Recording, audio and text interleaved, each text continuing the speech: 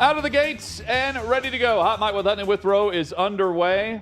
The Tuesday edition. Glad you're with us.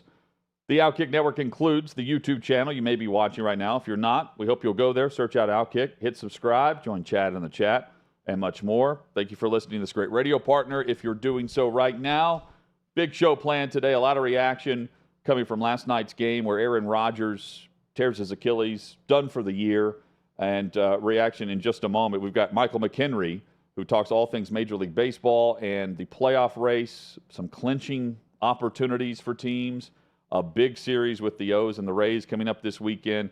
Dr. David Chao, Pro Football Doc, joins us later this hour as well. He will give us the latest on the injury to Rodgers and what it means moving forward from a rehab standpoint and the fact that he's 39 years old at this point. Jim Nagy, the executive director of the Reese's Senior Bowl, joins us weekly on Tuesdays. He joins us in hour 2. John McClain talks all things NFL and reaction to week 1 in hour 3. Chad, good afternoon. Good afternoon, Hutton. Tough night on Monday Night Football last night. It was a very somber night, and not just from the broadcast or from the stadium, our text chain as well. Yeah. It's just a bummer because of the expectations and just being a fan of football.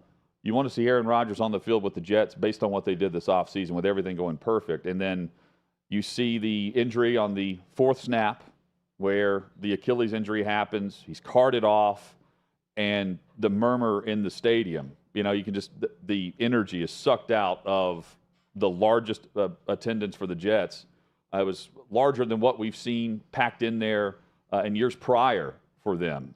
And the anticipation was quickly buried to what everyone expected to be a buried Jets roster and team because they were talking about being a quarterback away. Zach Wilson's back in there, and they still win the game over the Buffalo Bills on the punt return in overtime. Well, I was coaching softball last night, and I looked down at my phone after the game, and on our show group text, Hutton, I think you had responded to something. Davey had said something saying Aaron Rodgers did not specify what had happened, and you just put damn.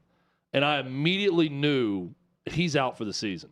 That was my first thought was, man, Aaron Rodgers is out. And I looked down at my phone. At this point, the parents around me were already talking about Aaron Rodgers going down. And this was right after the game started. My game was ending.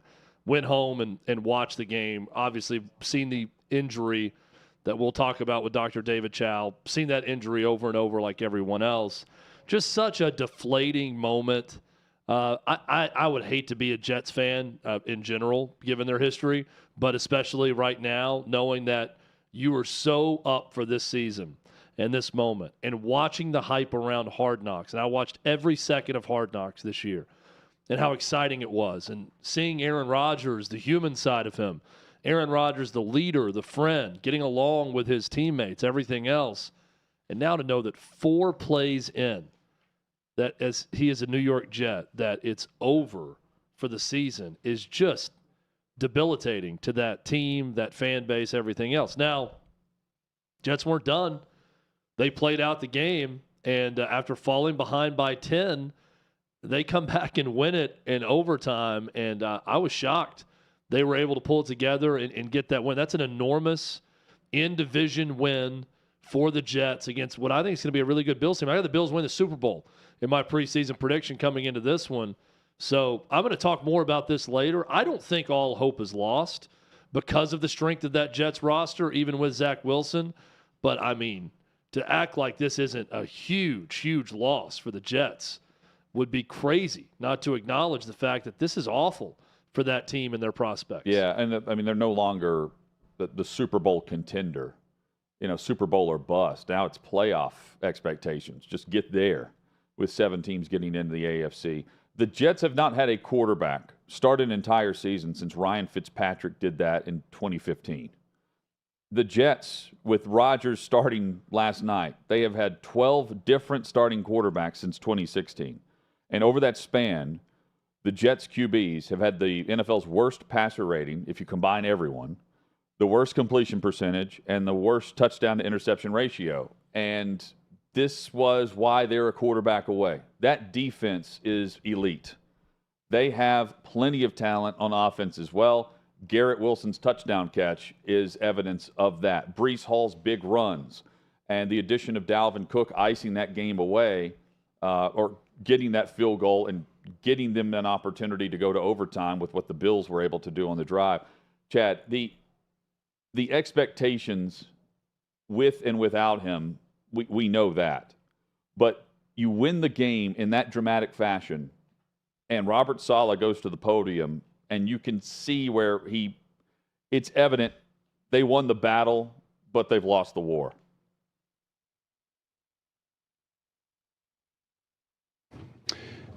Concerned with his Achilles. MRI is probably going to confirm what we think is already going to happen, so prayers tonight, but it's not good. It's rare that the coach goes to the podium and just admits, we expect this to be the absolute worst case. Yeah. Instead of, you know what, we don't have an update yet, MRI tomorrow, and we'll tell you whenever we have to release something on Wednesday. That's normally the protocol because they don't want to give out anything that's not going to be accurate. In this case, they knew. Yeah, and the look of dejection and the sound in his voice, you kind of know also with that. I like Robert Saleh, watching him on Hard Knocks. Yeah. I like him. Seems like a very honest, straightforward type of guy. So he was being himself. I think he's just being honest and straightforward. And it's impossible to not show that negative emotion that comes with this news if you're him and with this offense. And the thing that I keep coming back to with the whole Aaron Rodgers, it's not just losing Aaron Rodgers, who is a guy capable of winning MVP at quarterback. It's everything seemed to revolve around Aaron Rodgers, this being his offense.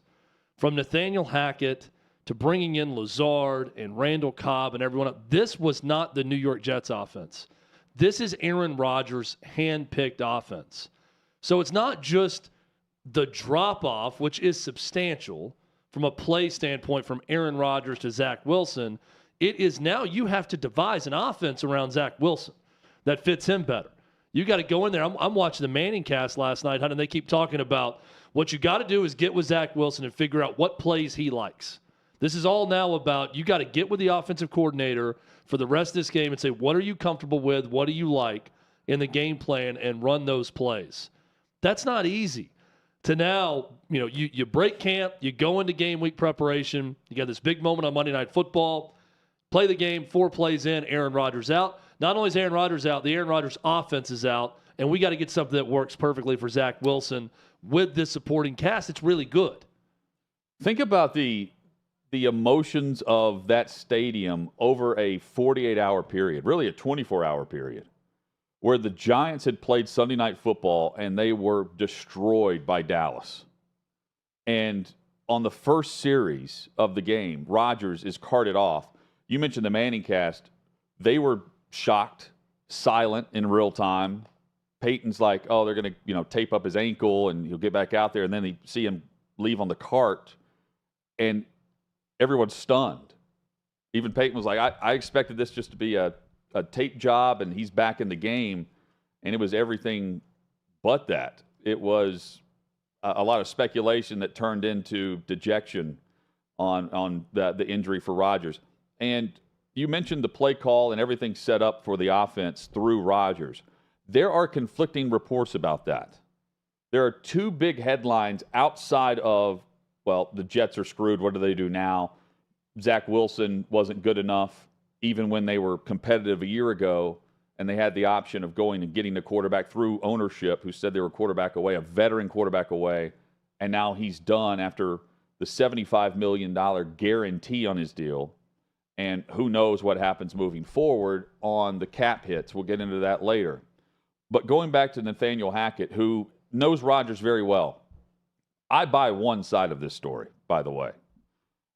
Diana Rossini and Zach Rosenblatt are reporting through sources, anonymous. Aaron Rodgers has expressed to Jets coaches that he doesn't like the play calls involving cut blocks because he can't extend the play and it forces him to get rid of the ball quickly. It failed twice on his 4 dropbacks, one resulting in a throwaway. The other, he got injured when Dwayne Brown's cut failed to stop Leonard Floyd. Now, when you think about that, the fact that he had plays in the game in the first 2 of the first 4 snaps of the series, whether he's injured or not, were plays that Rodgers really doesn't like. That's saying something. Connor Hughes, who we've had on the show before to discuss the Jets in the offseason whenever they were searching and trying to get Rodgers, pursuing him. Connor Hughes had reported during camp, and he reiterates this in a repost. I've heard throughout the summer concerns with the offensive play calling.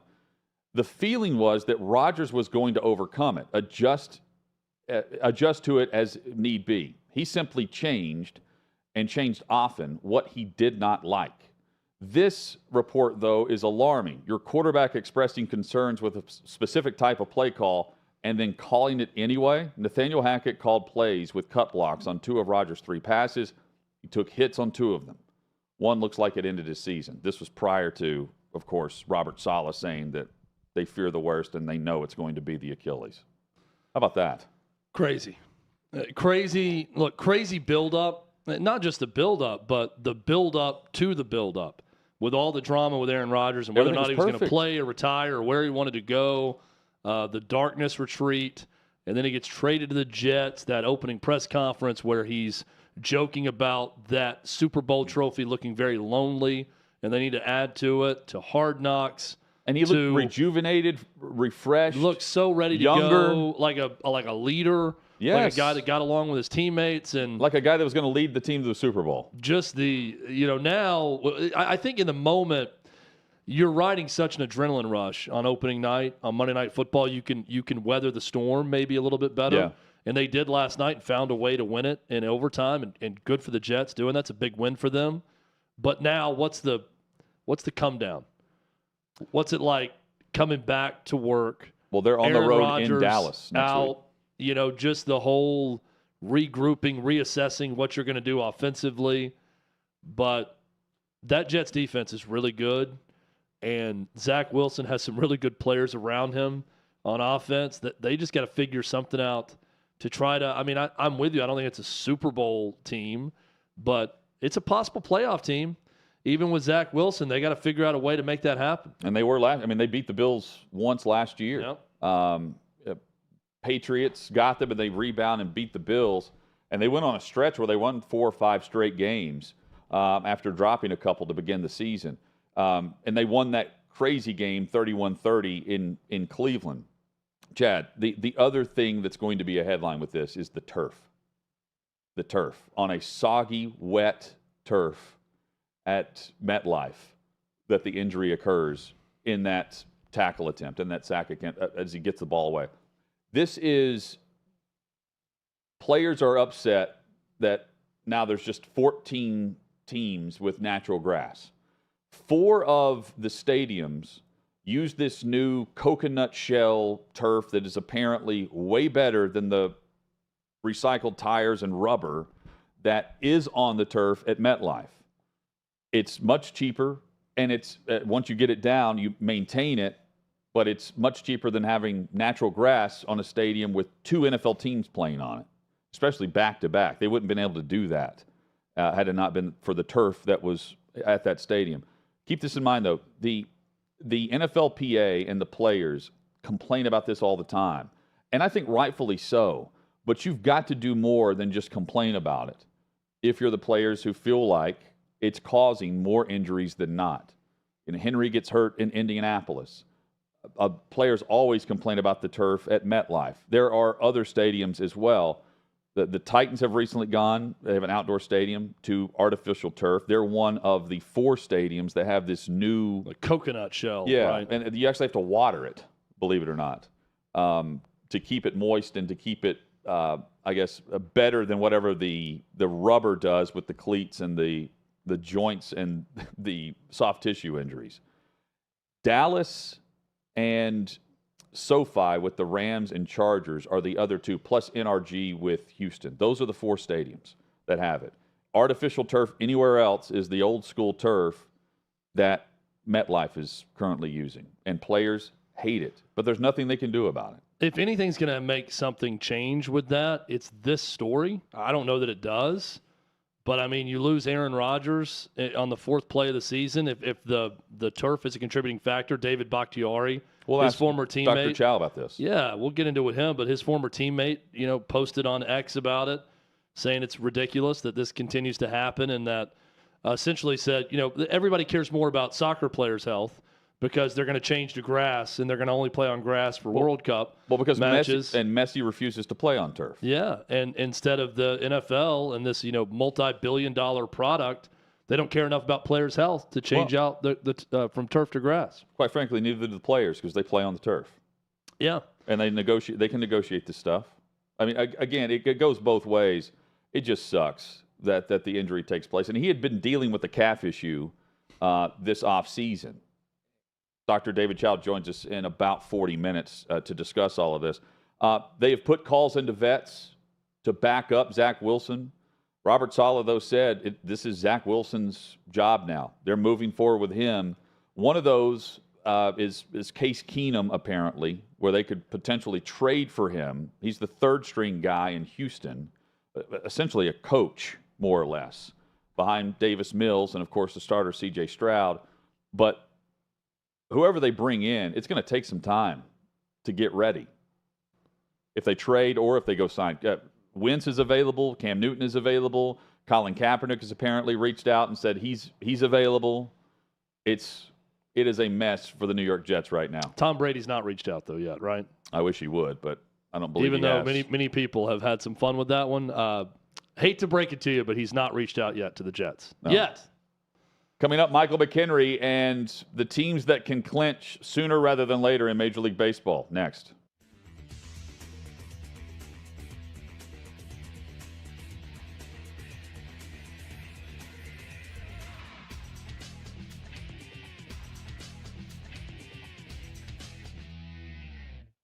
I know you have a very close relationship with them. That's been ongoing for decades now. A lot of people don't realize how you two met. I would love for you to share the story and then also just explain why your relationship with him is still so important to this day. Yeah, so we met because when we first bought the UFC, none of the venues wanted the UFC. The UFC had a horrible stigma attached to it that we were trying to obviously change and turn this thing into a real sport, get it sanctioned, but venues didn't want us. Now we break every venue record in the world. Back then, venues didn't want us. Trump, think about it too. At that time, the Trump brand was here. UFC brand was, where it was. And this guy saw it. He got it. He wanted us to come to his hotel. He showed up for the first fight, stayed to the last fight, both times that we did an event with him. And then after that, everything that ever happened to me in my career after that, he was the first person to reach out, whether it was a phone call or one time he wrote me a letter on the cover of the New York Times when we got a story in the New York Times. Just saying congratulations. I always knew you were going to do it. And through that, he and I have created a friendship. He's always been incredibly loyal to me and good to me, and I've been the same. Yeah, and it's so interesting because we've seen him attend a couple of UFC events recently, and oh my gosh, the fanfare. I mean, the excitement, the energy that he stirs up in these sold-out arenas is just insane. Yeah, I think that right now in these times that we're in and some of the things that we're talking about, UFC, the fans, the fighters, the staff, everybody's pretty aligned. I wouldn't say that we're all equal politically because that's impossible to be politically equal with everybody. Many things about me. I was an old school Democrat at one point. I was a Democrat. I wouldn't consider myself a hardcore Republican. I'm right down the middle, and I'm about common sense. I'm all for common sense. As soon as common sense goes out the window, you lose me. You know what I mean? So I think that as a whole, the UFC base are very much aligned in many ways. Yeah, common sense is a theme that we like to keep ongoing here at OutKick. So, I've always appreciated you from that aspect. One thing that I think wasn't dealt with so much common sense was the situation in Lahaina. I know that, our current president took his sweet time getting down there. But the UFC, fortunately, was there to provide some relief for the wildfires that caused so much damage to the entire island. I know donating $1 million up front. Is this a cause that you would say is really close to your heart, and how successful has this campaign been so far, Dana? Yes, first of all, as an American, if anything happens in any state in America, if you own a business, a successful business, you should support. Number one. Number two, Hawaii, everybody in America loves Hawaii. Everybody wants to go there. Everybody wants to take a vacation to Hawaii. And the people there are incredible. They've been very good to the UFC, huge supporters of the UFC. Athletes have come from Hawaii. We love Hawaii, like the shirts that we're selling right now that say to support Hawaii. We love them over there, and we're going to do everything we can to help.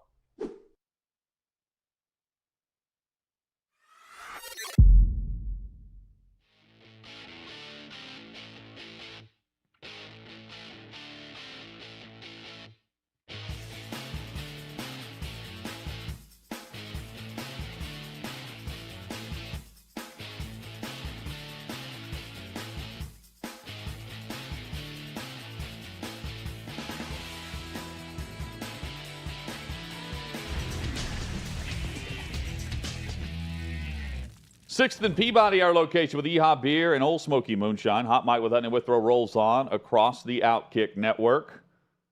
Coming up, Dr. David Chao, Pro Football Doc, with the latest on the Achilles injury for Aaron Rodgers. We've got Jim Nagy of the Senior Bowl who will join us, plus John McClain on all things Week 1 NFL. Right now we say hello to Michael McKenry, talking some Major League Baseball and tying in some injury memories as we look back at last night and 4 snaps for Rodgers and the Achilles injury that ends his season. Michael, how are you, man? I'm doing good. I'm actually at the park right now. You like my background? It's beautiful, isn't it? It is nice. I like thank it. you. Nice little outdoor shot. And it's you great. even brought your microphone to the park. Yeah, I carry it around in my back pocket just in case. There you go. Just for you guys. Pro move. You never know when a podcast is going to break out. I've always said that. That's right. Not a fight, a podcast. Exactly. Hey, the Fort joins us. The Fort McKenry is where you can follow him on social. The air was sucked out of the stadium last night when Rodgers was carted off, and everyone feared the worst, and we expect the worst, and he's done for the year. Do you have a situation of your playing days or a veteran that was signed that didn't last long due to injury that the clubhouse was just deflated from altogether? Absolutely. I remember 2013, the Pirates, the team I was on, we break almost a 21-year curse, and we have a winning record. We're going to the playoffs, the wild card game. And in the midst of all that, July 27th, down in Miami, I'm having the best game of my career possibly. I have 4 hits, and I go to break up a double play. I hit the bag. My meniscus tears in half, gets stuck. I didn't come out of the game. Our other catcher, Russell Martin, was hurt. So I decided to stay in the game, finish the game. We won that game, but I knew my season was over. So I had to watch a 40,000 plus fans show up for that wild card game. They call it the Cueto game because he dropped the ball because they were chanting Cueto. It's the most intense sports memory of my life. It was absolutely insane. But one thing I remember is they actually gave me a standing O 3 days after I started walking when they announced my name. So, you got to embrace whatever it is. Take it for, the good you can find in it. I know with Aaron Rodgers yesterday, him running out with the flag gave me goosebumps. And then 3 plays in the game, he's done. That's tough. But if I know anything about him, he's going to do everything he can to get back on the field, and hopefully he can. Another one is when Kutch went down this year. He partially tore his Achilles, 1 home run away from 300. Man. That milestone's going to be sitting there for a whole year. No one knows if he's going to get to sign back with the Pittsburgh Pirates. I hope so. I think it's the right thing to do. But yeah, there's some gut-wrenching things that have happened throughout my career, either with a teammate or myself, where you're like, man, if I could have just made it another week or another 2 weeks. So Matt Olson becomes the first player to reach 50 home runs in Major League Baseball. Hit 49 and 50 yesterday for it. And I don't know that he's one away, by the way, from the franchise record set by Andrew Jones, which is 51. I don't know that anyone could have envisioned this going as well as it has, with him coming back home to Atlanta from Oakland, where he was the replacement for a guy who's pretty good in Freddie Freeman, who's also done very well for the Dodgers. But could you see this going as well as it has with Matt Olson at first base for the Braves? No, it's a storybook for me. I did not see it going this well. I mean, Freddie Freeman's still an MVP caliber player, so the fact he's doing what he's doing is remarkable. And you look at that lineup in general. I mean, we had an argument just the other day. Is this the best lineup of all time?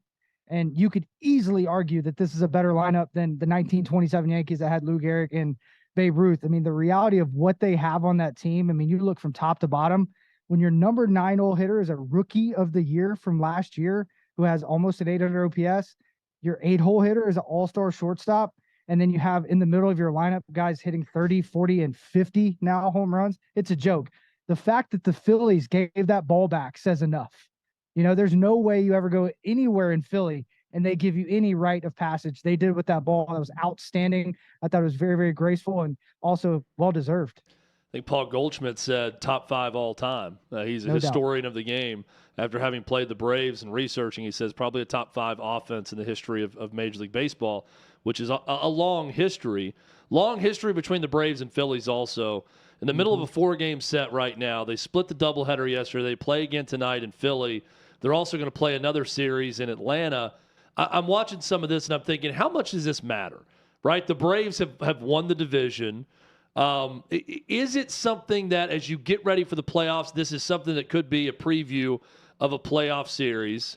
How much does it matter right now at the end of the regular season in mid-September with these two teams playing, and how do you approach these games if you're a player on both the Phillies and Braves side, Mike? All in. I think it absolutely matters. That same season I was talking about in 13, you know, we had 3 teams that made the playoffs. We ended up playing Cincinnati in that wild card game. The next team we faced for the division series was the St. Louis Cardinals. And that's probably the reality that they're going to see. They may see the Phillies, and they want to have every bit of momentum going into that series to possibly win the National League or what have it. I mean, that is the reality. I mean, baseball is a momentum type sport, and you want to have that momentum going to playoffs. It doesn't really necessarily matter who's the best team. It's who has the most momentum and who continues to play. Because if they get that lull, like Atlanta probably will, they'll probably get 2 or 3 days waiting on the wild card to finish up. And then also if they kind of go in and do their job the way they can, they may have another 4 or 5 games where they're just sitting around waiting to play. And that always hurts that team. Michael McKenry with us, our Major League Baseball analyst, who does this for a living. I'm not trying to point to a conspiracy here, okay, or a bias, but I see a lot of Mookie Betts love in headlines. Acuna, is he not just the hands down National League MVP? I mean, put them side by side, and you're like, okay, all right. You're looking through, and then you get to stolen bases, 64, 65. I'm not sure what he did yesterday to 11. You have to put that in account. I mean, they're both great defenders. They're both great players. They're both great teammates. I think Mookie Betts is in the media more often. He does his podcast. He does a lot of things, you know, in the community. Maybe Ronald Acuna, since he's not from the United States, he's not in the community as much. But ever since he got married, I think his media presence has grown. But this guy's a generational talent. What he's doing is just absolutely remarkable. And yes, I think they both should get some love. But I don't know how you look past the stolen base marker, and he continues to do it. Mookie's just, you know, now starting to get back from being on the DL or almost going on the IL, excuse me.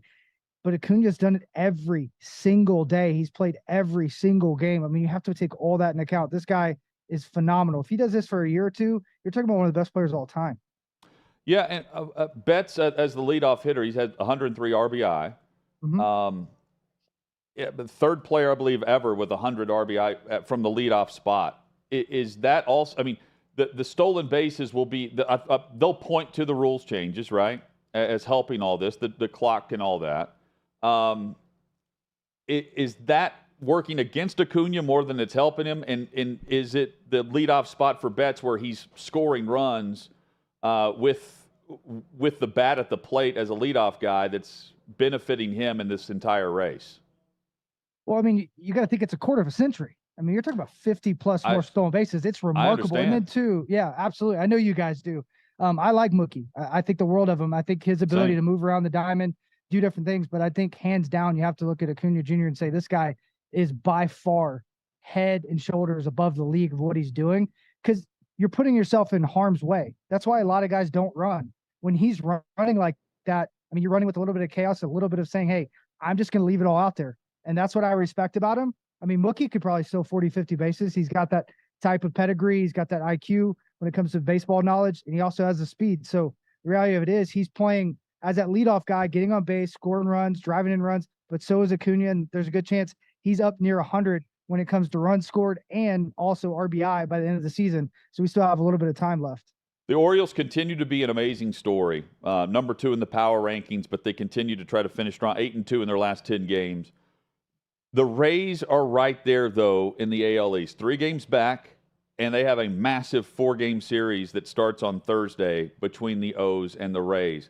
What do you make of the series?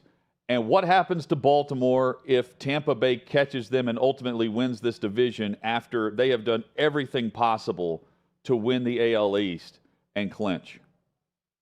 I think it matters for bragging rights. I don't necessarily think it matters in the long term. I mean, you think about McClain hands down. I mean, they're not going to have their workhorse going into the playoffs. So you're not going to have that guy to really put your entire team on his back and hope he wins that one game special. So I think the O's in the position they're in, I think they're in a really, really good position to win that series and also win that division. I don't think the Rays have what it takes. Offensively, they have to click on all cylinders.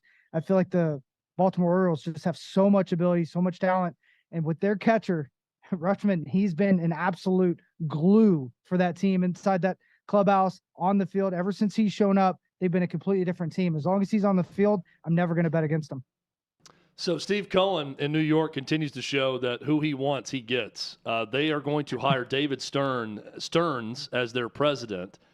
He's 38 years old. He was with the Brewers as GM. This is kind of a funny story because he's still under contract with the Brewers through the end of the season. But it's already being reported that once the season's over, he's going to the Mets. And it begs the question, how good is Stearns? They had been to the postseason only 4 times in their 47-year history before he got there, and they went 4 straight seasons when he arrived. Not bad. How good is this for the Mets, and what kind of pickup is this for them as Cohen continues to try to build? I think it follows suit with what LA's done. They go out and get the best, especially from small markets, because now you can look at it from both ends. You give a small market GM the ability to do a lot of different things because he has the money available. So the fact that Boston did it, LA's done it, those teams are kind of, I guess, bridging the way for what you have to do to compete in a game that not necessarily is just about the best players. You put the best players on the team, have the highest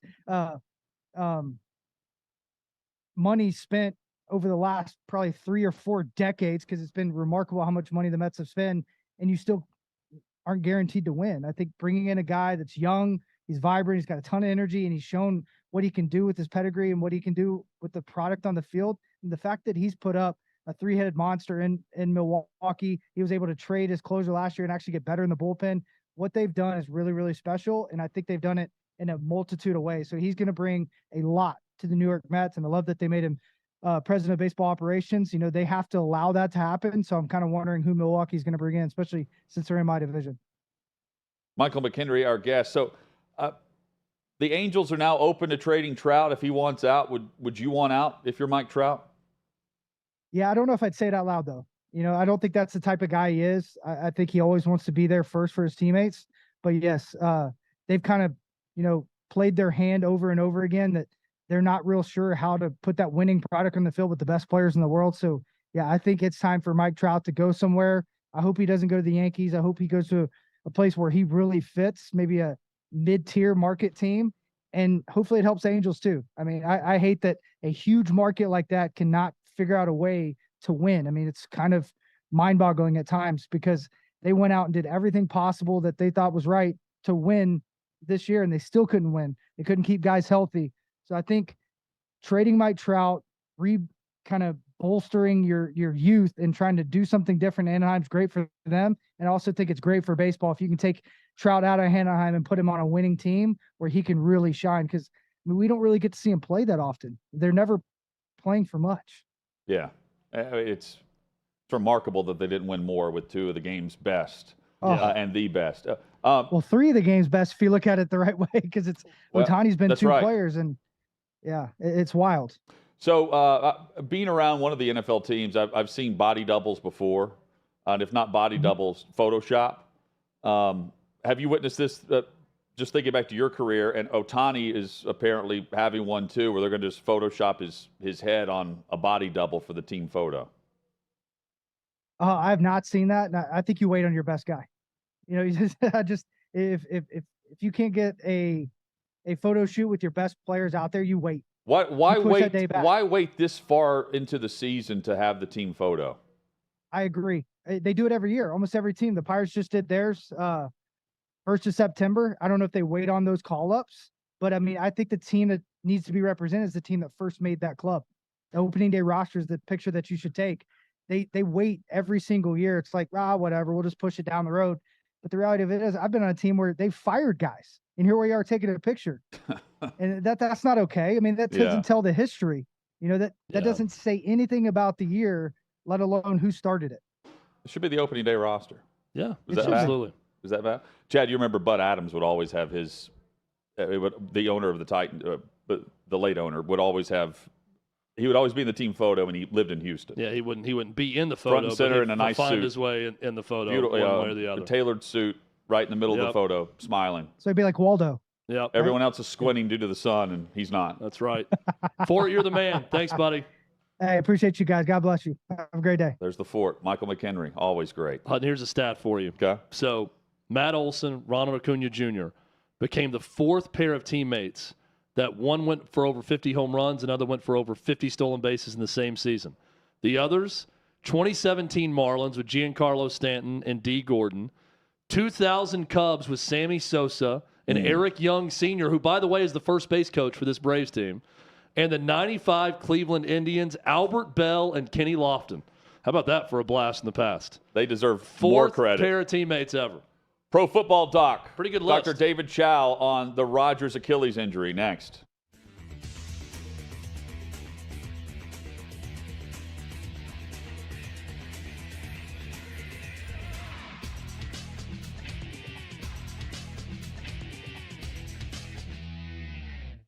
I'm here at the Big Machine Music City Grand Prix, but that's not the only big race that's on people's minds. Let's go talk about it. There's no way Biden can win again. There's just no way. Even the people that voted for him because they didn't like Trump, now at least have to see like senile, not all there. Probably won't be alive for 4 more years. Are you a Trump guy? Or are you a DeSantis guy? Or someone else? I don't like any of them. Who's your dream candidate? Who would you want to run? Myself. I think the best candidates probably are smart enough not to run. I just hope there's somebody that's young enough to care about the country instead of their own politics. My fear is they get Gavin Newsom from California. And I think it would be the new cool vote for the younger people, and that's what I don't like. Who do you think on the Republican side would be able to take on Gavin Newsom? Great question. As a Republican registered, I love what Trump's body of work did, but they're just out to get him and destroy him, and we won't get things done, which is crappy for me to say. I thought DeSantis was going to be the guy. Trump only has 4 years left. He cannot fix everything that just happened in 4 years. And he's going to be battling indictments and all these false stuff for the next 4 years. We won't get anything done. And it'll just be the stalemate in America. That's why I almost don't want him in. But if he is the leading candidate, that's who I'm going to vote for. Is there any Democrat that you would vote for, consider voting for? Absolutely not. What about RFK Jr.? No. Who should our first female president be? Michelle Obama, of course.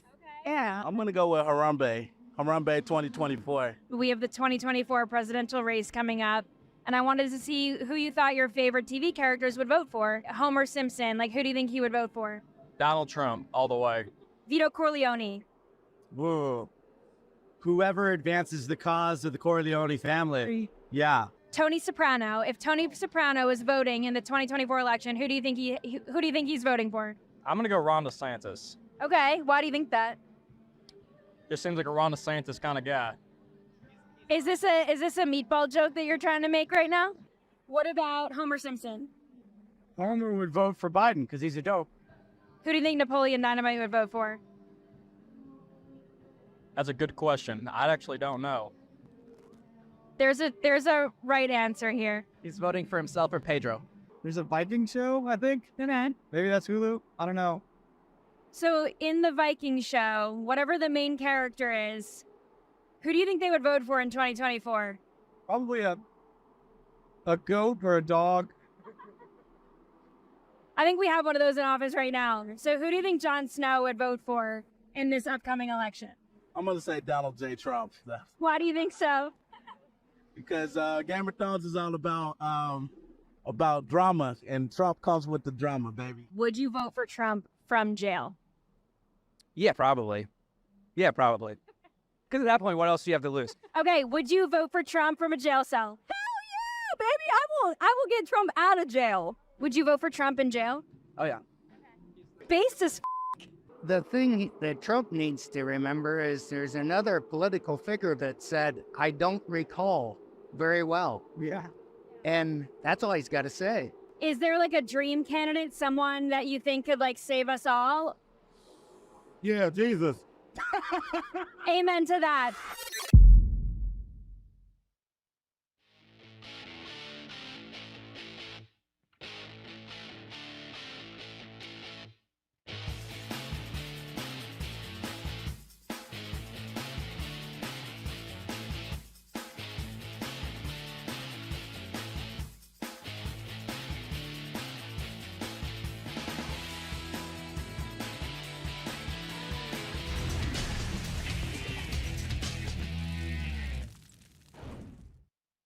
Coming up, Jim Nagy will join us. That's coming up in hour number 2. John McClain in hour 3. A lot of NFL and college football discussion. Hot Mic with Hutton and Withrow rolls on across the OutKick network. Right now, we say hello to Dr. David Chao, pro football doc, and certainly a busy today getting his opinion on all things Aaron Rodgers and the Achilles injury, which was just confirmed that he's done for the year. That was by Robert Saleh on the Zoom meeting with the press corps moments ago. Dr. Chao, thank you for the time. Hope things are well on your end. Good, thank you. Always happy to make time for you guys. Yeah, it's been a busy evening/day, and even with the confirmation, I guess it still brings more questions. What were your initial reactions when you saw Rodgers go down, take the seat on the turf, and eventually be carted off? Were you immediately thinking Achilles? Well, when he initially went down, I didn't see a whole lot, and then he stood up and sat down, and I was like, what is up with that? And rewound and got lots of video. When you really look at videos, and what I do a little bit is I called it the medical Mike Pereira, right? And what Mike Pereira does for Fox, etc. And they stitch video together, or the medical Dean Blandino. And as I stitch video together, I was like, uh-oh, the news is not good. And that's where we came up with the Achilles tear issues. Yeah, I noticed that last night on ESPN, Scott Van Pelt said anyone that's a doctor on social media that's a professional guesser.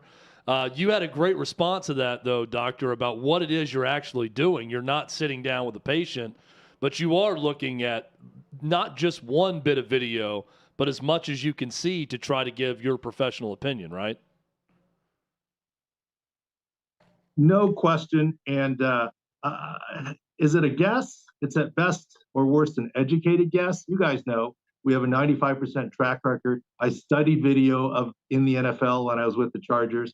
I knew what the diagnosis was after seeing a guy on the field, on the sideline, in the locker room, and the next day after an MRI. Then went back and looked at the question, which is the video. Look, I get it, and I don't take any offense to it. I mean, I have an unfair advantage that I looked at videos and studied it for all that time. And I get it, Scott Van Pelt. I've met him before, nice guy. Look, Schefter likes the stuff, and, it's all good as far as I'm concerned. To each his own. And in the end, we try to be very careful with our opinions, and we're not fly by night. And no, I'm not trying to diagnose him, because that would imply that I'm treating Aaron Rodgers. But we deal in insider knowledge. Look, I know Aaron Rodgers' agent very well, but I'm not a reporter. I'm not texting David Dunn to say, hey, what happened? I'm just looking at video and giving video impressions. What is the Dr. Chao with us, Dr. David Chao, pro football doc? What is the rehab like from the Achilles injury? And do you think from Rodgers' perspective, that it's a positive outlook from just the look ahead of him playing again next year? Yeah, I do think it's a positive perspective, look ahead for him to playing again next year. First of all, everyone's saying, oh my gosh, he's going to be 39 years old. What does that mean? Sorry, he'll be 40 years old by the time he recovers. What does that mean? Look, first of all, Achilles recovery is pretty standard nowadays. Look at all the players that have come back. I remember in 2019, Kevin Durant, oh my God, will he ever get back to the same level? He's the same level, and that's NBA, a different level of stuff. Look, Aaron Rodgers, at the age of 40, is still going to be very effective in Aaron Rodgers. I think playing will be open to him. And even if he loses a quarter of a step, it's not going to be the same. Look, even if he loses a quarter of a step, he'll be faster than my guy, Phillip Rivers, when he was 24, right? Faster than Tom Brady at 45, et cetera.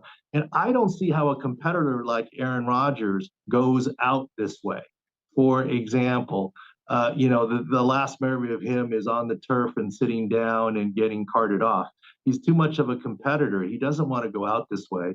He's already said he wants to play longer prior to this. And I think there's no doubt he'll want to, but more importantly, he will be able to medically. I want to get a little fact or fiction here from your perspective on the theories that are out there. You mentioned the turf. It's a two-part question.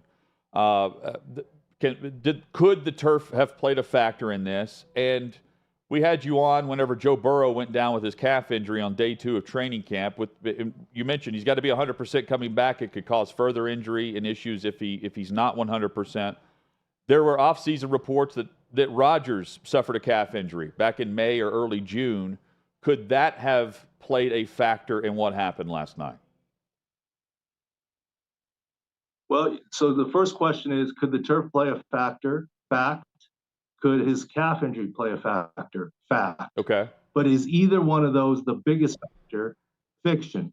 The factor was Leonard Floyd burst through the line, through the left side, through Dwayne Brown, and was on Aaron Rodgers' back when he was on his left leg, one-legged, trying to push away and escape. It's the extra weight and the force and the eccentric load that was the biggest factor, in my opinion. The second factor might be the previous calf and or the fact that he's 39. Third, fourth is the potential that the turf may have had something to do with it. I'm a proponent of grass. I think in general, grass is safer than turf overall. But I believe that particular injury is one that probably would have happened to Rodgers, unfortunately, whether he did or did not, play on turf. In week 2, there were 3 big injuries, dreaded A's, Achilles and ACL. Aaron Rodgers on turf. J.K. Dobbins on grass. Jack Conklin, right tackle for the Cleveland Browns, on grass. So I think it's too simplistic to say it's just the surface in this case.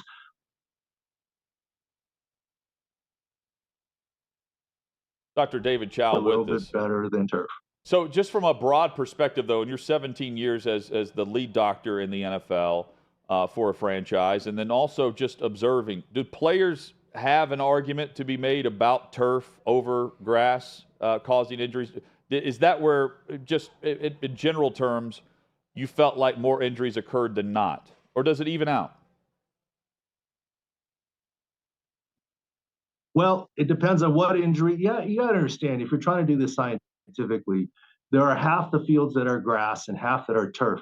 But there's not one kind of grass. There's not one kind of grass condition. There's not one kind of artificial grass, sport turf. There are many different kinds. So you have to factor out all these different things.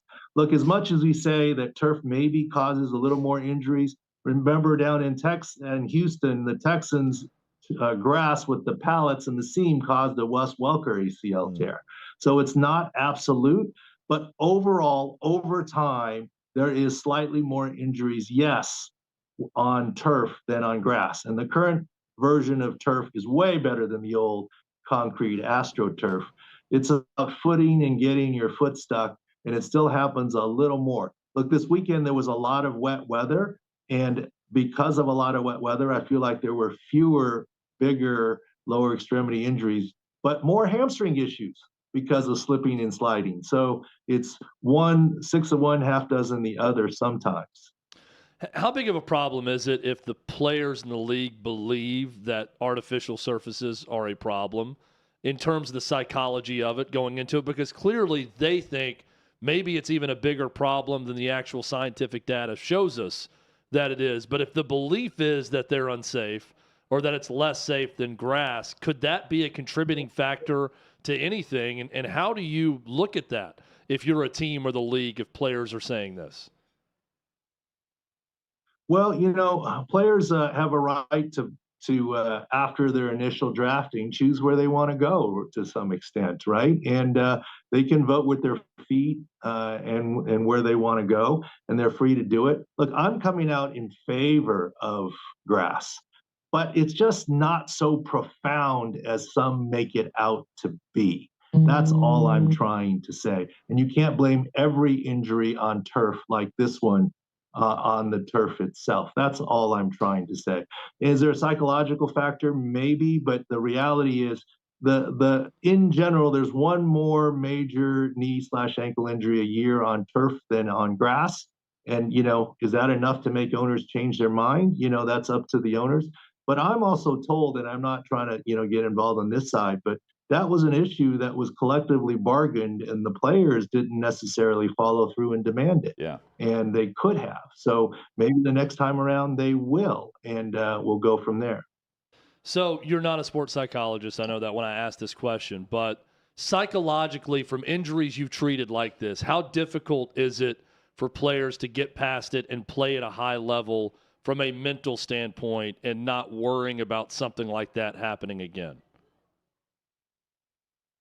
Well, there's no question there's a psychological side of the recovery, but, Aaron Rodgers is tough. Like, others have said, and I agree, that he probably knew it was popped the second it happened, but oh my gosh, he was still going to stand up and give it a go and be mentally tough. Look, you can argue he was relatively emotionless. And, when he was helped off the field, there's no question in my mind, he already knew that it was an Achilles rupture, because athletes know their bodies. Yet, so his psychology is there. And that's another reason where I think that I'm basically positive from my perspective that he will have the chance to, and that he will want to, and he will be back next season. Are you surprised at the success Brock Purdy has had coming off the elbow surgery? Yes, I am a little surprised. I never said he wouldn't make it, but I said it's far from a guarantee. Right, yeah. Right? And he's done very well so far. One game and, a limited preseason. He certainly wasn't ready by the beginning of training camp, but he's done pretty well. So kudos to him so far. It's a one-game season so far. So is Zach Wilson, you have to argue, so far, but a lot more play to go. And I'm happy for Brock Purdy. Yes, all I said was this was the Tommy John ligament, and there's no guarantee that he will be ready. And it turns out he was. Good for him and the 49ers. And I'm just thinking about this from the Achilles injury standpoint. So Rodgers and then, of course, J.K. Dobbins. And it made me think of Ravens pass rusher Terrell Suggs, who somehow came back during the season from an Achilles injury that was not – how did that happen? Well, Terrell Suggs had both sides, right? One side and then the other over his time in history. Look, I've also said this. It's not impossible to thread the needle and have Aaron Rodgers back this season. What would have to happen? A good recovery, which can happen. The Jets make it to the playoffs, right, and extend their season. And perhaps something happens, not wishing any ill will, but to Zach Wilson, because if Zach Wilson is healthy and gets you there, I don't know how you go back to an Aaron Rodgers that's not 100%, right? But if Zach Wilson is not healthy and gets you there, and Aaron Rodgers is pretty good, maybe you can thread the needle. So it's not a dead issue, but it's a little bit of a lottery ticket issue for him to return. And we've just got a minute left here, Doctor, but just from a timetable, this would be like middle of January you're talking about. Well, it's not absolute. Remember, that's what I'm talking about. To be a running back like Cam Akers, he came back at 6 months, and he wasn't himself, but, kudos. He did pretty well. Look, Cam Akers at 6 months, he probably was ready to do the duties of a quarterback at 5 months. And remember, this is also Aaron Rodgers' lead leg, not back push-off plant leg, and that might help the situation. So to be 100%, it's a lot longer, but the game of quarterback today, you can modify. Look, that's why Tom Brady was able to play to 45. Dr. David Chao, Pro Football Doc on social, ex-NFL head team doctor for 17-plus years. And he's got plenty of injury analysis, even halftime, of many of the primetime games. Thank you so much for the insight, and we'll certainly be chatting with you again soon. Thank you. Thanks, Doctor. Huge hit on the YouTube chat. People love Dr. Chao and his analysis. Yeah, so same. that was very informative. Terrell Suggs, the miraculous return. Was deer antler spray involved in that? Is that a healing power, possibly? That was, who was that with? Mr. Miyagi? Did he come in and Romanowski? Give the rub down on the Achilles and fix it so he could go out there and play again? Coming up, the Rodgers injury impacts, Bill Romanowski, of course, the Jets roster and outlook, but also financial outlook moving forward. Details there, plus Chad's not buying the demise of the Jets just yet.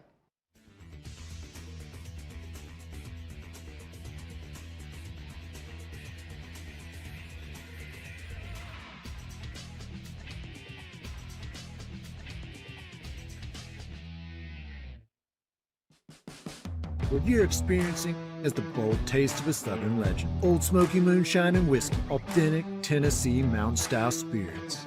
We believe in crafting flavors that were born from tradition but defy expectation, and pioneering a new experience with every sip.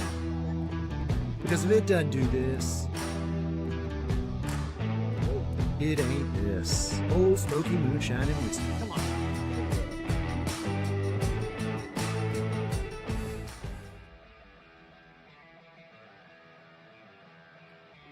Welcome into OutKick the show. I am Clay Travis, your fearless leader. I am going to continue to argue that sports is one of the great unifying forces in all of American life.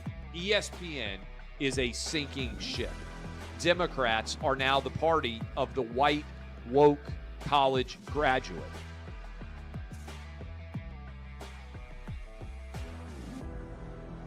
We live in a land of participation trophies. You gotta lean into the turns. You really gotta lean into the turns. When Leah Thomas walked in that first day, it got silent, and every girl was uncomfortable. Very difficult to go back-to-back years in the NFL with the #1 overall pick. I just think the way Anthony Bass handled this was so sloppy. Oh, I think it's perfect. And what he reposted he did and then how he did it. He bent the knee and bowed. He was going to catch the ceremonial first pitch. I've been out of LA long enough to have forgotten that libs, no matter how ridiculous the scenario, are gonna live. Another week of inflation, another week with Biden with COVID, and another set of losers to crown. People don't watch the WNBA on TV, in person, on a plane, on a train, on a bus, or on purpose. The scary thing, Tommy, is in the history of this government, I've never seen them give anything back that they've taken. Oh no, they never do. And they won't. When you're behind closed doors, when you're talking to plant managers, when you're having meetings, when you're with the team, was there an acknowledgement of any of this, an acknowledgement of the situation, the boycott, and then the doubling down about moving away from the fratty image?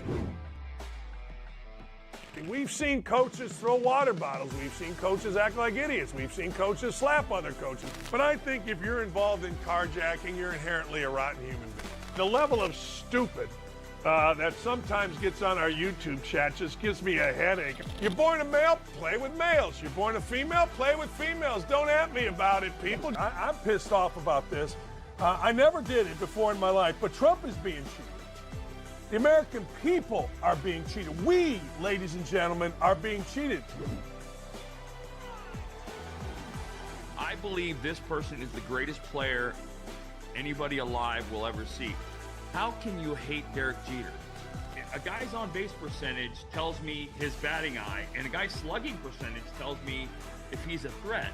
That's the kind of guy that throws a no-hitter, that effectively wild guy.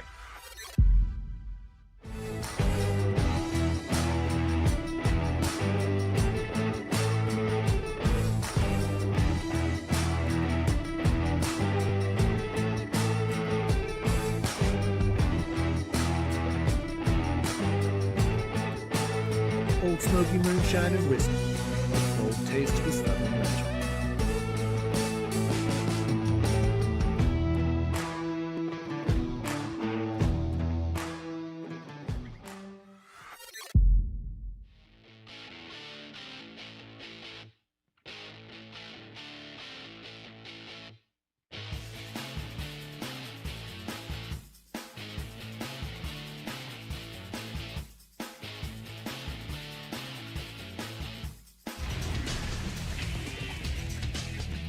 Just like that, the second hour is here on the Tuesday edition. Hot Mic with Hutton and Withrow across the OutKick network. Glad you're with us on YouTube. Search out OutKick there, and you'll find the channel. Subscribe. Pound that like button. You can hit the alarm that allows you to get an alert every time we go live or any show here across the OutKick platform. Join Chad in the chat as well, which he's been boasting about. Great chat today. On and off the air. Terrific chat. 6th and Peabody location with Yeehaw Beer and Old Smoky Moonshine.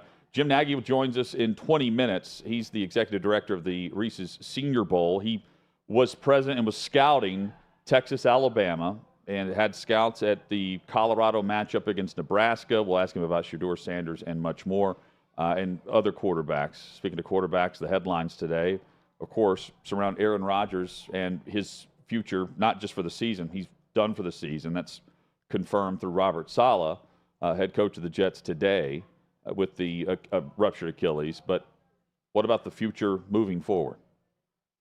Yeah. By the way, I was walking around 6th and Peabody here, Hutton, and on the big screens, the one time right before the show, walking in the studio, what do I see on the big screen? But Deion Sanders, Shedeur Sanders, and Shiloh Sanders in a KFC commercial. And I'm thinking, man. Chad was hungry. Yeah, I'm hungry, but also Colorado. They're going to get some recruits. They're going to get some transfers. That's what I'm saying. You cannot turn and look anywhere, even during a commercial break, and not see them. My point yesterday was, hey, think about where they're going to be a year from now, not just a month from now. You know, are they going to be atop the Pac-12? Are they going to beat Oregon or USC? I mean, all the transfers that they have, and they're competing at this level. Yep.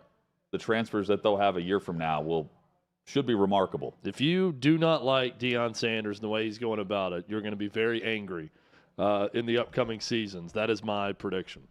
Jed, New York football fans angry.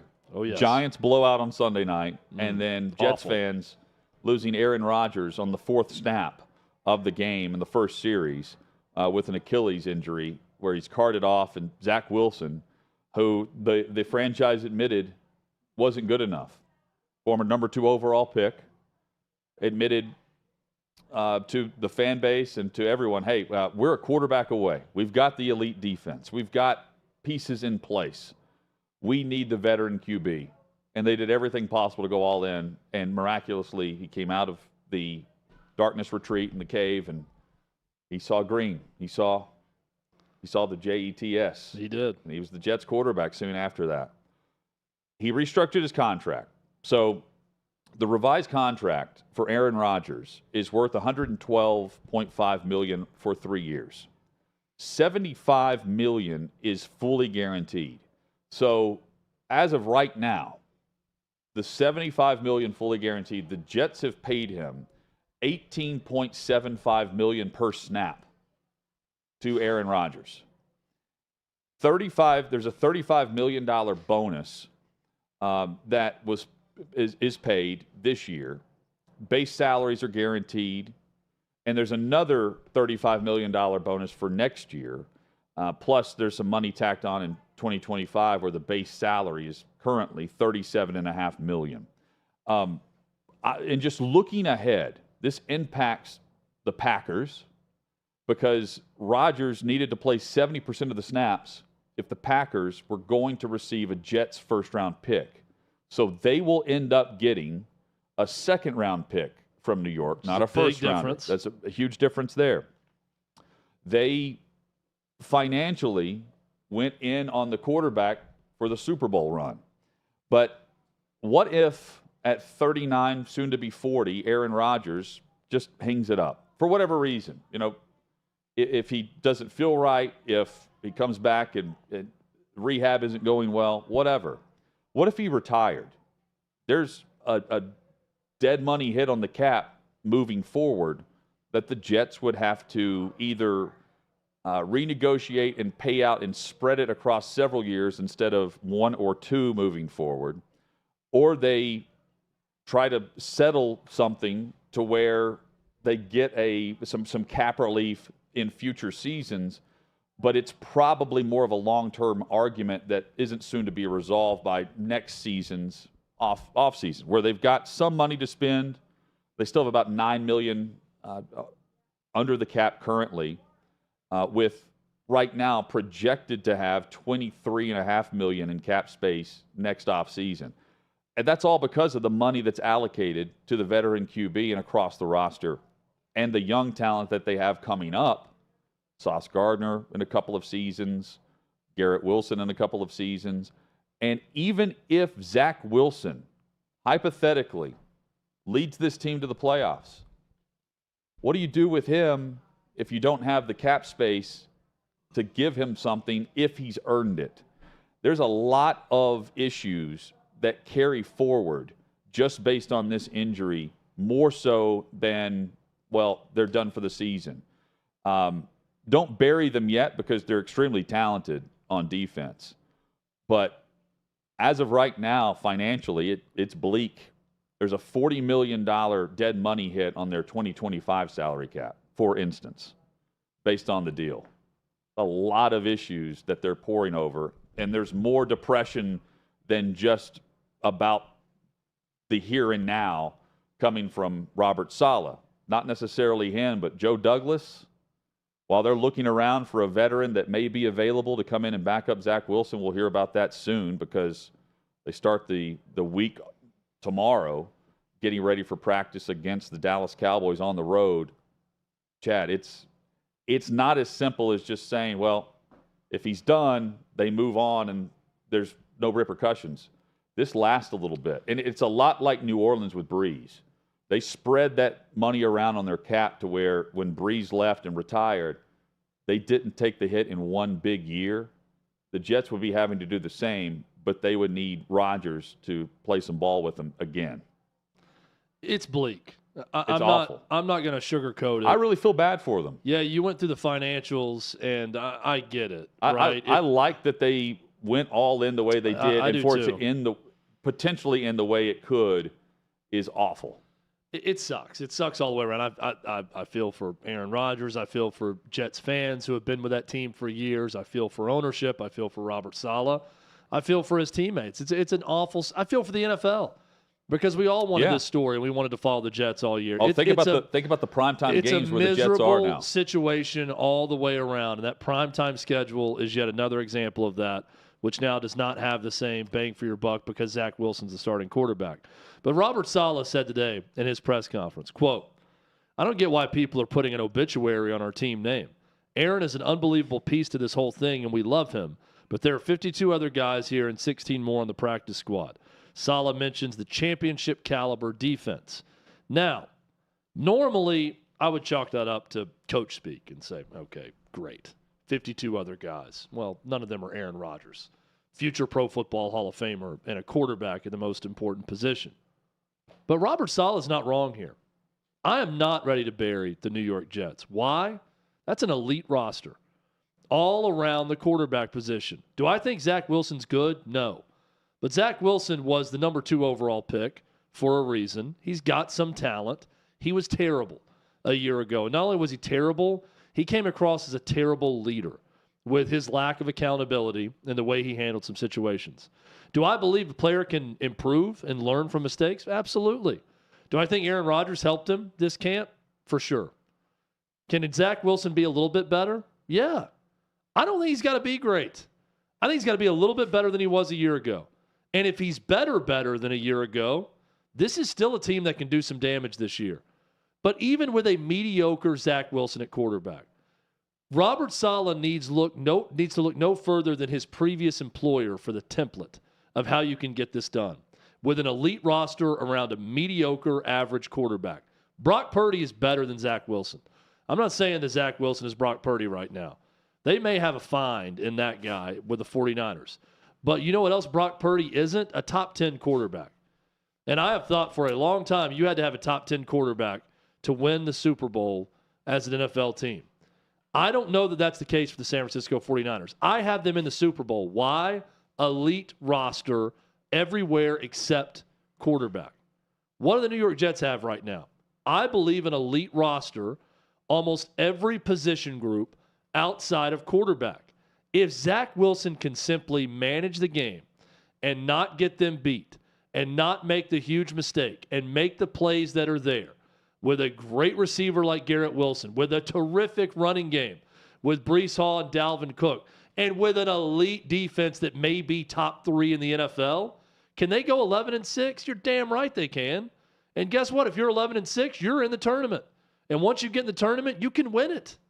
So I'm here to preach to Jets fans right now. Don't lose hope. Don't give up. It sucks right now. I'm not sugarcoating that part of it. But can you still do good things this year? Yes. Can you do great things? Unlikely, but it's possible because of the roster around the quarterback. Here's the issue I have, though, and it's blatantly obvious based on last season. He wasn't benched necessarily because of his play. It was because of his leadership and lack of accountability. After the New England loss, that's whenever he was put on the bench. The defense allowed 3 points in New England. 3 points was allowed. They lost 10-3 because of the punt return on special teams. And Zach Wilson was asked after that game if the offense let the defense and the team down, and he said no. In what was a punt fest where they could only muster a field goal. Then he had to come out and apologize after that. That's not leadership, and he lost the respect of players in the locker room, including the rookies that were balling out as the offensive and defensive players of the year. So the lack of accountability is a slight to the other side of the football that's going to keep them in games. He would have to change drastically. And the same players that were tweeting all kinds of responses whenever the Jets brought in Rodgers are now turning around and having to back the quarterback that they didn't back a year ago because of the lack of accountability, because of the lack of production, and because they're losing games when the defense is allowing 3 points. That's the issue with what they're faced with now. Robert Saleh has Zach Wilson's back. You can go back to January in the press conferences where he says, we're going to develop this guy. It's not about talent. He needs to get away from the game this offseason for a bit. Go read a book, do something to take your mind off of whatever issues are going on, and come back rejuvenated and ready to go. That was in response to the options of trading him this offseason, what they might do with the veteran. And then we know ownership, and we know the path took them to Rodgers, but they kept Wilson around for a reason. And now they've got to not only make sure he's ready to go with a new offensive coordinator, with a game plan that fits him more than it fits Rodgers, they've also got to make sure that he steps up and leads as the quarterback. Because if you don't have the quarterback leading your team, you're not going to the postseason. They elected to bench him when they were on a playoff run in late November, when they were winning and losing, but they were right in it, and went with Mike White instead. That's the issue that they're faced with. It's not about the rest of the group. It's, does the group believe in, follow, and trust Zach Wilson? And by and large, I think the answer is no. Yeah, I think it's going into the season. It's no. I think guys can improve, though. I think you can change players' minds if he does all the right things now. Will he? I don't know. Right. I mean, part of this caveat of them doing anything is Zach Wilson has to be improved from a play standpoint and from a leadership standpoint. But one test down and he passed it. I don't think there was any chance they were winning that game last night when it was 13-3. I'm watching the Manning cast, and Peyton is saying, hand it off every play. Yeah. Don't even try to throw it. Hand it off every play. That's what he thought of Zach Wilson and his ability to do anything. He made some plays in that game. He wasn't great, but he did what was needed and got them into overtime, and then they get a special teams play and win it. So, I mean, I'm with you. He's got to improve, because I remember how cringe that press conference was. Well, when he was saying, "Oh, we don't owe them anything. We didn't let anybody down." Well, they had then he had to come back and apologize the very next day. Well, you had the punter and the special teams captain taking accountability post game, and their quarterback wouldn't. Yeah, I think players can be fickle in this way. He's about to face the Dallas defense. When you let them down, and you don't take accountability for it, they can be out on you. I think just as easily they can be swayed to be in with you as long as you were showing them the signs that you are all in, you're giving it your all, and you're a guy they can play with. And that's going to come through wins and, honestly, just not screwing it up. That's what Zach Wilson's got to do now. Don't screw this thing up. I don't think he's good enough to beat the Cowboys' defense, and I don't think the Jets win this game. But is he good enough to beat other? They just beat the Buffalo Bills, who I thought was the best team in their division. So it can happen for them. He just can't be the one to mess everything up for them now. He can't be Josh Allen, who turned it over 4 times last night. Who was terrible. Turned it over 4 times. Some Two really of bad those decisions. either counted as a touchback and a punt. Yeah. Based on where he threw the picks. But the 4 Bad turnovers. decision making. 84 turnovers since 2018 for Josh Allen. That leads the league during that span. The defense came through big once again in that. Garrett Wilson comes through with that crazy touchdown catch that he made. Great concentration. No doubt. We've got plenty to discuss later on this crazy story with Rodgers and where the Jets go from here. But I mean, you look It's at the story of the day. Look at what Miami did against the Chargers in Week 1, and New England somehow kept that a game against Philadelphia. Yeah. And all of a sudden, people are looking at Josh Allen. I'm not counting the Bills out after. Who knows what we saw that's true or false in the first week of the season. But last night, the Bills, with Rodgers going down, everything's deflated, had their MVP caliber quarterback lose the game. That's also crazy to consider. We'll dive into that later. You have to feel, if you're a Bills, we haven't talked to the Bills perspective. Yeah. Enormous missed opportunity. Division loss. Enormous missed opportunity last night. Jim Nagy joins us next. He scouted the Texas and Alabama game in person in Tuscaloosa. We'll also get his take on what his scouts are saying about Shedeur Sanders next.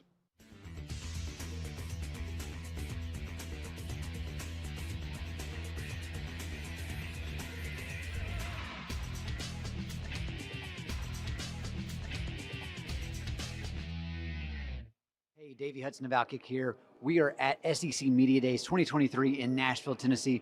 We're going to go talk to some players, see what they have to say. What's the best purchase you've made from an NIL deal so far? Tag watch right here. Far. Best purchase? I probably just give it back to my son for real. That's probably my best purchase every time. Man, pay my truck off. Definitely. A house. My wife and I bought a house, so that's been huge. Being able to save that money up and buy a house. This chain here. The best purchase? I'd probably say helping my mom out with school. Ooh, the best purchase? Probably the shoes. The shoes I got on right now. The best purchase I made, well, the best NIL deal I've had is free steaks from Marksbury Farms, so keep me fed and beefed up.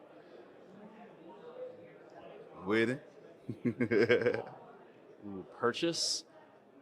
Probably a new golf bag. Or recently I played TPC Sawgrass this past weekend, and that was from I used that money from a deal I made, so that's up there too.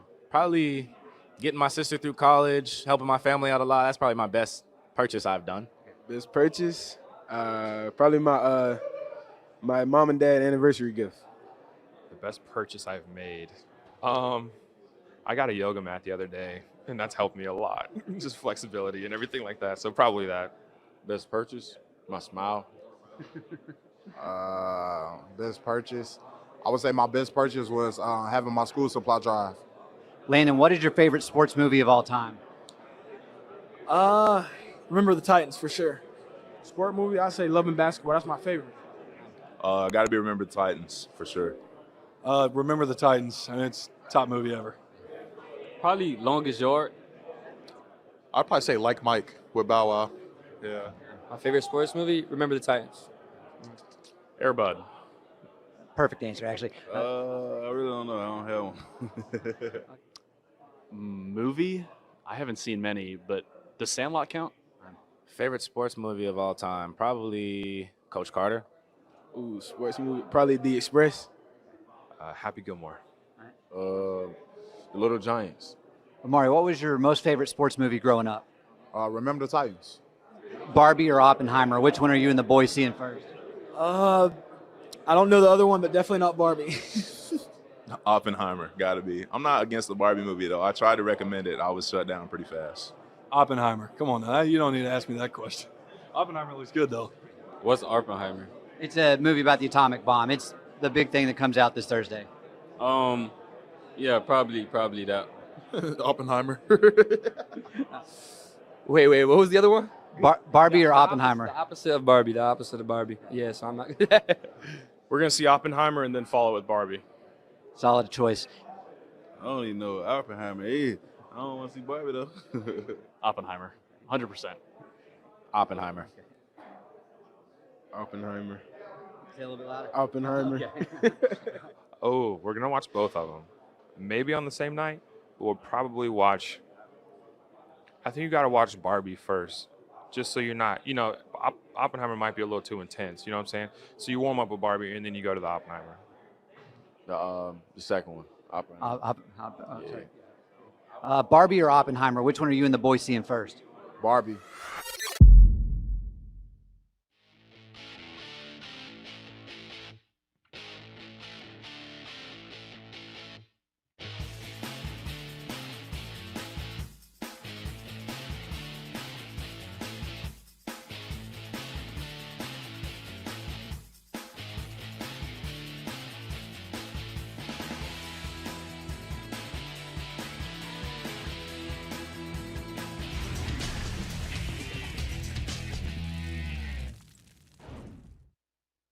Coming up in an hour, John McClain joins us, recapping all of Week 1 and a peek ahead to Week 2 matchups across the NFL. Hot Mike with Hutton and Withrow rolls on across the OutKick Network. 6th and Peabody, our location with Yeehaw Beer and Old Smoky Moonshine. Each Tuesday, we'll be joined by our next guest, Jim Nagy. He is the executive director of the Reese's Senior Bowl, and he's scouting all things college football through visits to the best games from him and also his scouts who are scattered across the country the first couple of weeks and moving forward across the college football season. Jim, good to see you, man. Hope things are well. Yeah, good to see you guys. Let's start with just the news on Rodgers. Everyone's talking about this. The deflating aspect of on the 4th snap of the season after all the hype. Everything's going great. He looks refreshed, energized, happy. The Jets are stacked. They're a quarterback away from making a Super Bowl run. Super Bowl or bust expectations. To have him go down, just with your experience, just behind the scenes with NFL organizations, what's that like? Oh, well, I did experience something similar back in 2008 when I was with the Patriots, and we lost Brady against the Chiefs in Week 1.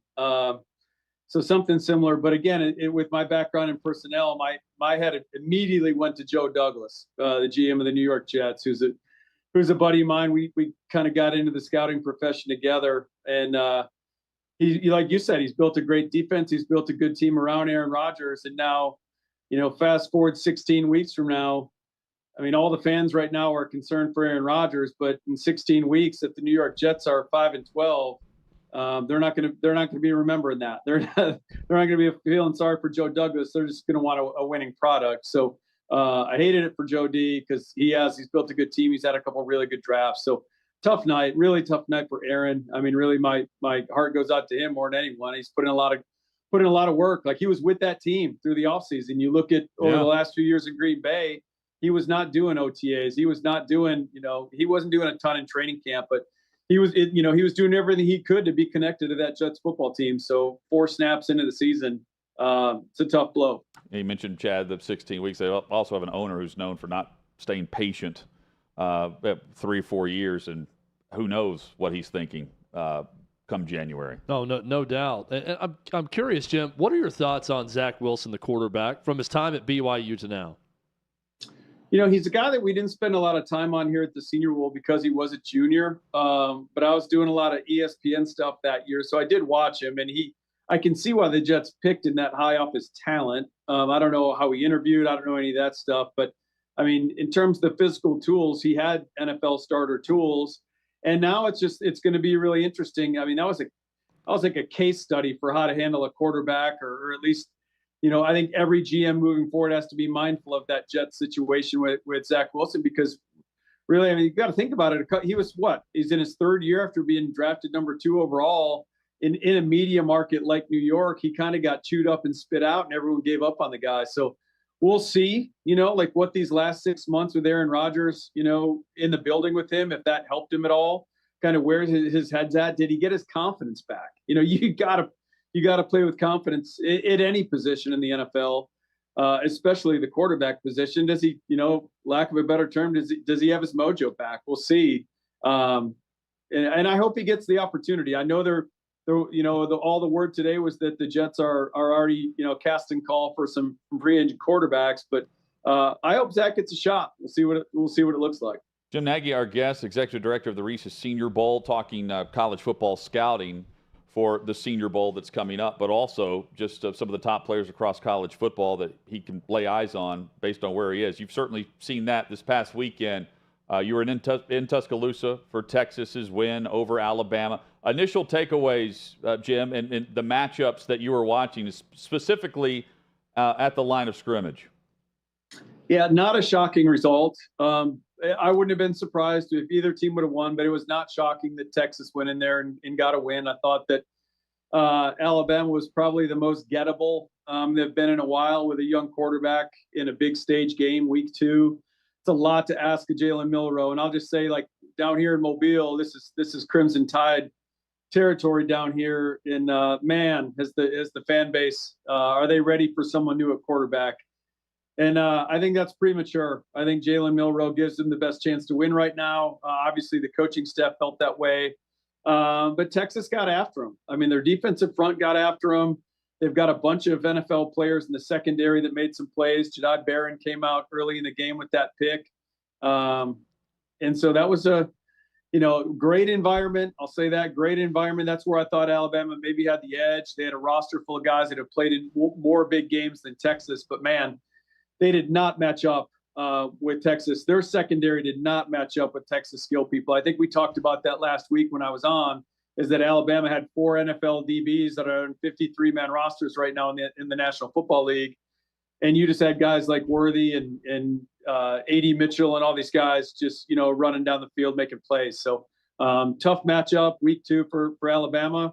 I still think they're a good football team, but I think it probably says more about Texas and, what we're going to be looking at Texas the rest of the year. That's a loaded Texas team. There's talent across the board at a lot of key spots. But Quinn Ewers is young, but it's hard to ignore him based on the position that he's playing. How about, you mentioned the atmosphere. The broadcast, I thought, put it simply. He was calm, cool, and collected as if he's in a preseason scrimmage. That was kind of the look and moxie to his performance. Overall thoughts on his development and the way he played at Bryant-Denny Stadium? I thought he handled it great, and I think it goes back to what Quinn Ewers has had to deal with, right? I mean, it kind of self-created. He doesn't play that last year in high school football. That draws a lot of attention to himself. He goes up to Columbus, then the high-profile transfer to Texas. I mean, this guy's kind of grown up these last 3-4 years with cameras all around him and being the talk of social media. So the stage certainly didn't look too big for him the other night. And again, my first exposure to Quinn was 3 or 4 years ago at a camp in Santa Monica, quarterback camp, and I've seen all the physical stuff. I mean, I put something on Twitter the minute I watched him throw the football that I thought the Buckeyes had themselves a special one. Now it looks like Texas has themselves a special one. But yeah, he handled that big stage really well. Tough Saturday if you were an Aggie with their loss down in Miami and then Texas's big win that night against Alabama. I know you had a scout, Jim, at the Texas A&M Miami game. What was the big takeaway watching those two teams against each other? Yeah, and what I didn't realize was that A&M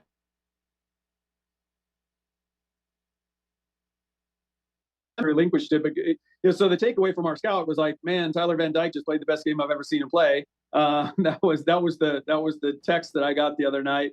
And going back and watching the tape of it this week, Texas A&M didn't do a lot to get after Tyler Van Dyke. Credit Miami. They went out and they got Javian Cohen from Alabama at guard. They got Jalen Rivers is coming back off an injury, and they got a really good center from UCF, Matt Lee, who's a draftable level center and really had an unbelievable matchup against McKinley Jackson, Texas A&M's talented nose tackle, who's probably when it's all said and done going to be a first-round draft pick. I mean, Tyler Van Dyke could have packed a lunch back there the other day and ate his sandwich before he got rid of the football. I mean, he had all the time in the world until late. Then they started to bring more, pressure packages and try to heat him up a little bit. But I'm actually surprised that wasn't, kind of the plan from the start for Texas A&M. But Tyler handled it well, man. It was give him credit. And I think a lot of the portal skill people that they brought into, kind of showed up in the game. So credit Miami. They stepped up and played big, and they got big contributions from a lot of guys they got in the portal. A lot of new starters in the SEC at QB, and just talking quarterbacks in general. Chad made the comment yesterday he's ready to declare it's just a down year for the Southeastern Conference. Are you on board with that to this point based on what you've seen? The storylines are elsewhere thus far. Well, I'm not saying Chad's jumping the gun. It certainly looks like it could be going that way. Week 2 is a little early for me, but I can see where he's going with that. I mean, yeah, you look across the board, they're losing out of the division a bunch. Mm-hmm. In the senior class, quarterback wise, doesn't shape up with, certainly the Pac-12. I mean, you got Bo Nix and Penix and Cam Ward and Cam Rising and, Delora at Arizona. I mean, they've got some good players out there. So, yeah, I mean, and that's going to drive it. I mean, certainly at the end of the day, when we get to April from a draft perspective, is the SEC going to have more players drafted than everyone? Absolutely. But quarterback play is so essential to wins and losses. And if you're not good at quarterback or you're young at quarterback and unproven at quarterback, it's probably not going to be a great year. You're probably not going to have 3 teams in contention for the college football playoffs. So a little early, but it certainly seems to be trending in that direction. You're right about the Pac-12. You have Caleb Williams, and then there's Shedeur Sanders. I forgot about the guy that won the Heisman Trophy last year, and then Coach Prime's son. Those are the 2 guys I forgot. You've had scouts at the first 2 games for Colorado. What are they saying about Shedeur? Just in general, again, the position may not resonate to this upcoming Senior Bowl, but it's hard not to pay attention. Well, we had a scout on our staff these past couple of years. He just took a job back in college, actually, his first college job in like 40 years. And he always talks about quarterbacks having the right central nervous system. And I think when you watch Shedeur Sanders, you can see that. Again, that TCU game in week 1, that was a big stage game. All eyes were on that game. There weren't a lot of great games in college football week 1. That was one of them. He was going against, a team that was in the college football final last year and with a bunch of NFL players. And he looked like he was in his backyard, just, chucking it around with his buddies. And he came out this past week against Nebraska and what's an old rivalry game for Colorado and did the same thing. And I just got done watching that tape up in my office. And, man, he makes a couple big-time throws on the move. And he's just got a calmness to him, man. He's got a little bounce in his feet. He does a nice job feeling the rush. And again, his best football is way ahead of him. And what he's doing right now is a young guy is impressive. But I think the coolest part about him right now is that it is just the game seems to be coming easy to him. And he looks like a guy that grew up around the sport. He's not wide-eyed, he's just out there, and it just looks easy to him. As you got the reports in after the weekend, is there a performance that stood out to you other than the 2 with Texas A&M and Miami and then Bama losing to Texas? Well, the performance of the weekend, if we want to, go down to the FCS level, there's a running back, Dylan Laub at New Hampshire, went on the road to Mount Pleasant, Michigan, took on the Chippewas of Central Michigan, set an all-time NCAA record. He had 12 catches for 295 yards. He had an 80-yard touchdown catch and a 77-yard touchdown catch. Wow. He is you're going to hear some like Christian McCaffrey comparisons. I'm slanting it more Danny Woodhead, just because, Danny Woodhead coming from Chadron State in Nebraska. I think that's where Woodhead played. Yep, you're right. Myself right. That's it. To me, that's a better comp right now for a guy from New Hampshire than a guy that played at Stanford and was, a Heisman, in the running for the Heisman Trophy and is going to, multiple Pro Bowl player. I wouldn't want to do that to this poor guy, but it was an impressive game. Even going back and watching the tape, he's what the NFL is looking for right now in terms of a running back that can kind of motion out into the slot, run detached routes. I mean, he's got a real feel for that. He looks like he could be a legit slot receiver too. So, the NFL is kind of trending away from the big back that can only just run it. And so Dylan Laub at New Hampshire is a name as we move closer to April, y'all might be hearing about. How bummed were you that to see that Michael Pratt couldn't go against Ole Miss? I was really looking forward to seeing him against an SEC defense. Yeah, big time bummed. That would have been a big game for him, in the eyes of evaluators, the NFL. I was there, like we talked last week. I was there 14-15 against South Alabama. He was our Senior Bowl player of the week. He was lights out, 4 touchdowns. And then he's down. And you know what? That was a great atmosphere as a sellout there at Ullman Stadium. I was trying to think of the stadium, Ullman Stadium at Tulane. And they hung with them, man. They hung with them without Michael Pratt, saying a lot. And they were down their best linebacker on defense, who had like 15 or 16 tackles the week before against South Alabama. So they were down their best players on both sides of the ball and really hung with a good Ole Miss team for a long time. So, that was unfortunate. It would have been great to see him play Ole Miss. Jim, final 20 seconds or so here. Where are you headed this weekend? I'm headed to Auburn for Parents Weekend. I have a son that's a freshman up there at Auburn. So I'm going to be at the Auburn-Samford game. We are going to be, as a staff, we're going to be at 12 games. So I am committed to go to Auburn and be at Jordan-Hare, I think at 4 games this fall, so I can see my son. So that's where I'll be. That's awesome. You headed to Boulder anytime soon? USC's there in 3 weeks. I might have to be. Okay. Yeah, it might be a good one. Hey, I really appreciate you, as always. Great stuff today. Can't wait for next week and recapping what you saw this upcoming weekend in Week 3. All right, fellas. Thanks. Thanks, Jim. Jim Nagy, Executive Director Enjoy of the Reese Parents Senior Weekend Bowl. also. Love his perspective with all that. Yeah, Parents Weekend in Auburn, not bad. Regardless of opponent, and I guarantee you he'll see someone at Stanford that catches his eye. Stanford, not Stanford. He'll find someone. Or Stanford. Coming Either up, that's one. my quarterback on Hot Mic.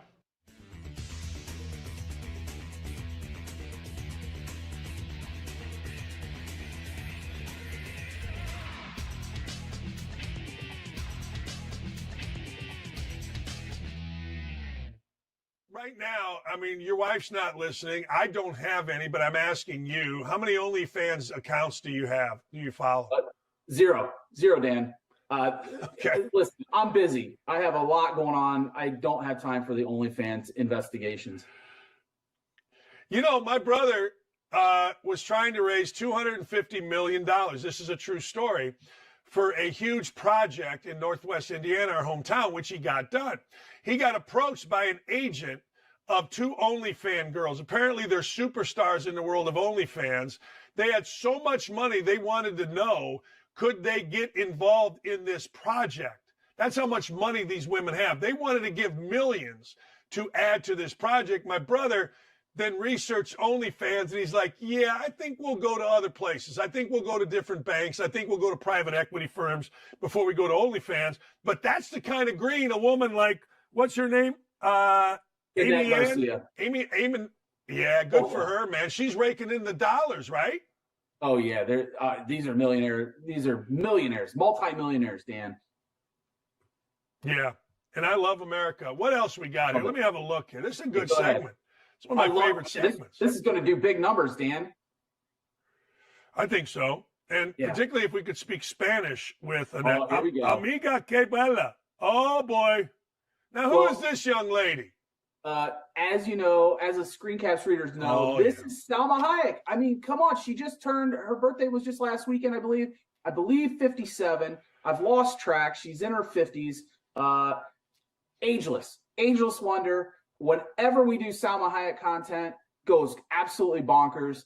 Good for her, Dan. I'm calling on these women to quit with the whole yoga stuff. I'm calling on the women to stop with the fake outrage over, politics. Get back to the bread and butter, Dan. These women were the heroes of the 90s and early 2000s. Salma Hayek has stayed true to her fans. She stayed out of politics. She stayed out of making candles for her girlfriends for candle nights at their houses. This is Salma Hayek 101. She goes to the ocean. She knows how to produce content. She does. And you know what? That's a skill that I wish more women that look like Salma Hayek had, knowing how to produce content. I got to tell you, her quick roll, and it was a very quick roll, in, what was it? What the hell is it's one of my favorite shows, 30 Rock, was unbelievable. Even in a nurse's gown, She was outstanding. And don't call me a pig, people. I'm celebrating the beauty of older women today, as is the great Joe Kinsey. Yep. Joe, what else do we got? Who else do we got? Well, I'm not in control of this, so let's see what they do here. Let's see what they throw on the screen. See, our guys are so excited by what's going on here. Yeah. Dan, this is great. We always love, well, it's football season, so we're happy, right? And then we come up with these names on the back of jerseys, like West Virginia once had Dingle and Barry on their team, and they sat on the sideline together, and it was Dingle, Barry. Now you have Ham and Bacon. I think this is Iowa State. I mean, this is just great college football. You jump on these bandwagons of these names that just match up, and we have a laugh, Dan. That's what it's all about this time of year.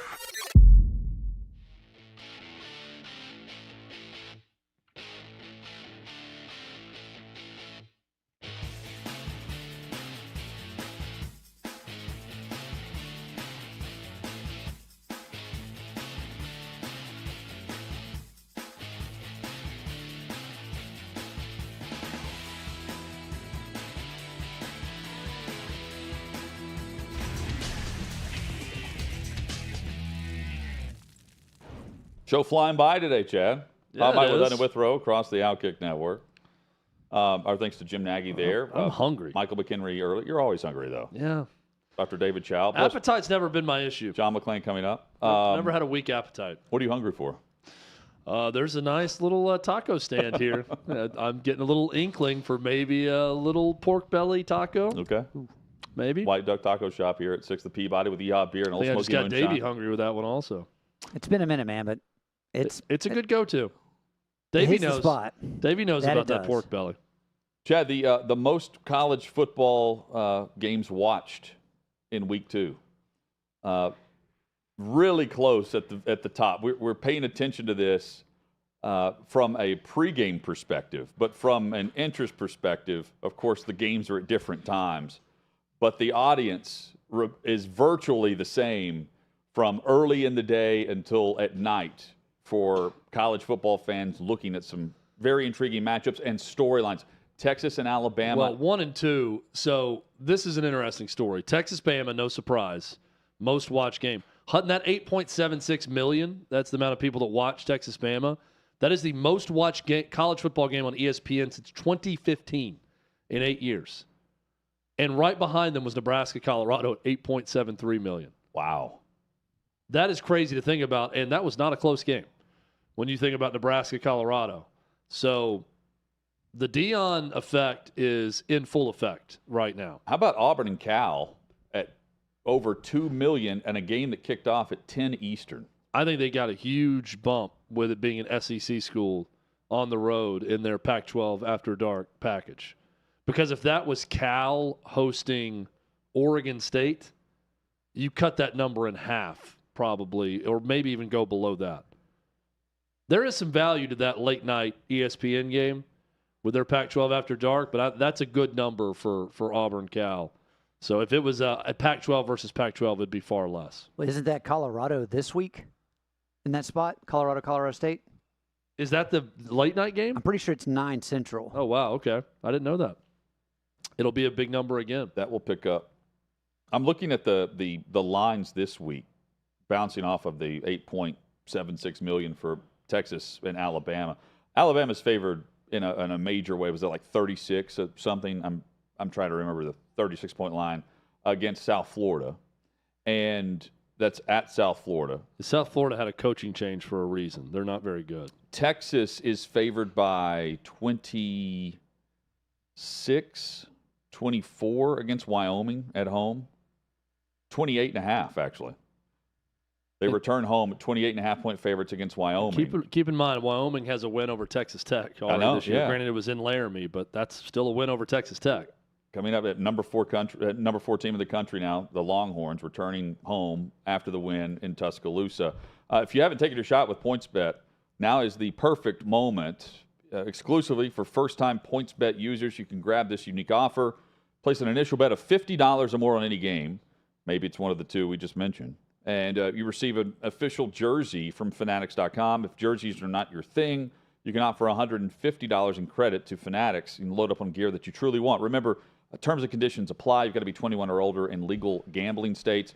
If you have a gambling problem, 1-800-GAMBLER is the number to call. If you're ready to get in the game, you just head over to OutKick.com/bet. OutKick.com/bet is where you snag this offer with PointsBet. OutKick.com/bet, and you can discover more incredible deals from our partner Sportsbook. Again, that's OutKick.com/bet. Davey was correct. Colorado State at Colorado, 10 o'clock Eastern, 9 o'clock Central on ESPN. The Buffs, 23-point favorite. If you want to play that one, you can. They're already giving you futures bets on Colorado, Oregon next week.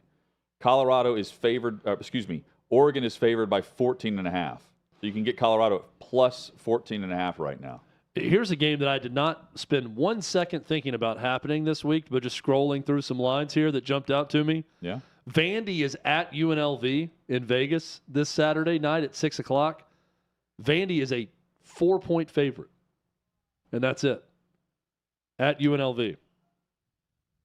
That's a game you didn't expect to see happening anytime soon. Vandy traveling to Vegas to take on UNLV. Vols and Gators this weekend, too. Vols' favorite was at 6.5? 6.5 last I checked.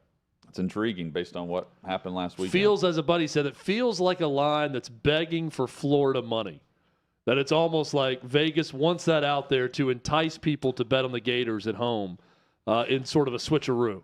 They're trying to get those bets in on Florida on that one. Man. I believe the Vols have only won twice in Gainesville in the last 40 years. 2001, 2003, and that's it in the last 40 years. 20 years ago and was Joe the last Milton's time going to be the Tennessee quarterback won. to go down there and win. And Joe Milton said this offseason when asked, he said, "I don't lose in the state of Florida." Was his line about this. That's where, of course, he grew up in Pahokee in Florida. So we will see, Joe. We will see. 20 years since Tennessee team won in the Swamp.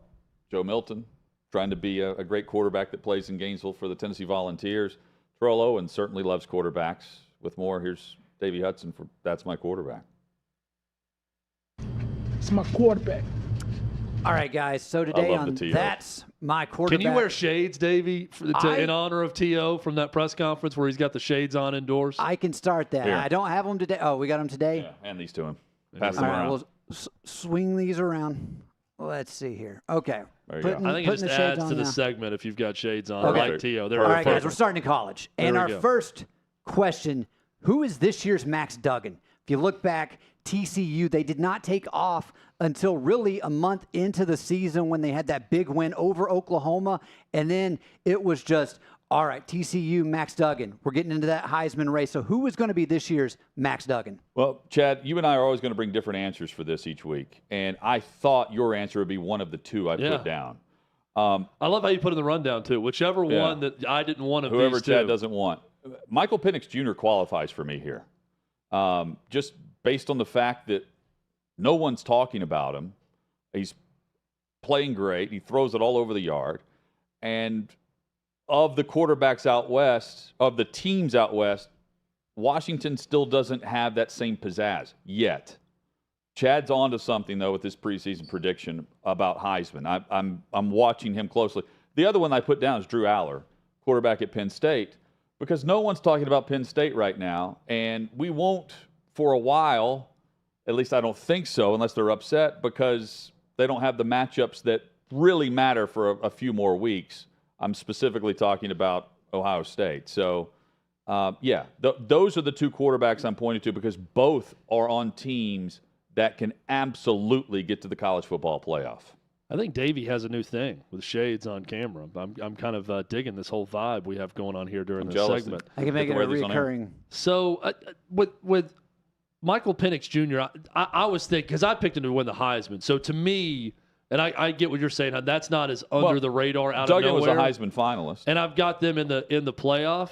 So I just started thinking a little bit more against the grain of an outside-the-box possible national champion. This team's currently ranked 15th in the latest AP poll. But if I'm looking for this year's Max Duggan, I'm just going to go with the guy who beat Max Duggan for the Big 12 championship a year ago. And that's Will Howard. Out of the Philly area, big quarterback, 6'5", 245 at K-State. He's had a good first 2 weeks. The Wildcats are 2-0. He's completing about 68% of his passes, putting up some big numbers. Look, I don't know that it's going to happen for him, but I see Will Howard, and I get those same Max Duggan vibes from a year ago of maybe this is a dark horse team that could make a run and get to college football playoffs. So I'm going Will Howard at K-State. All right, guys.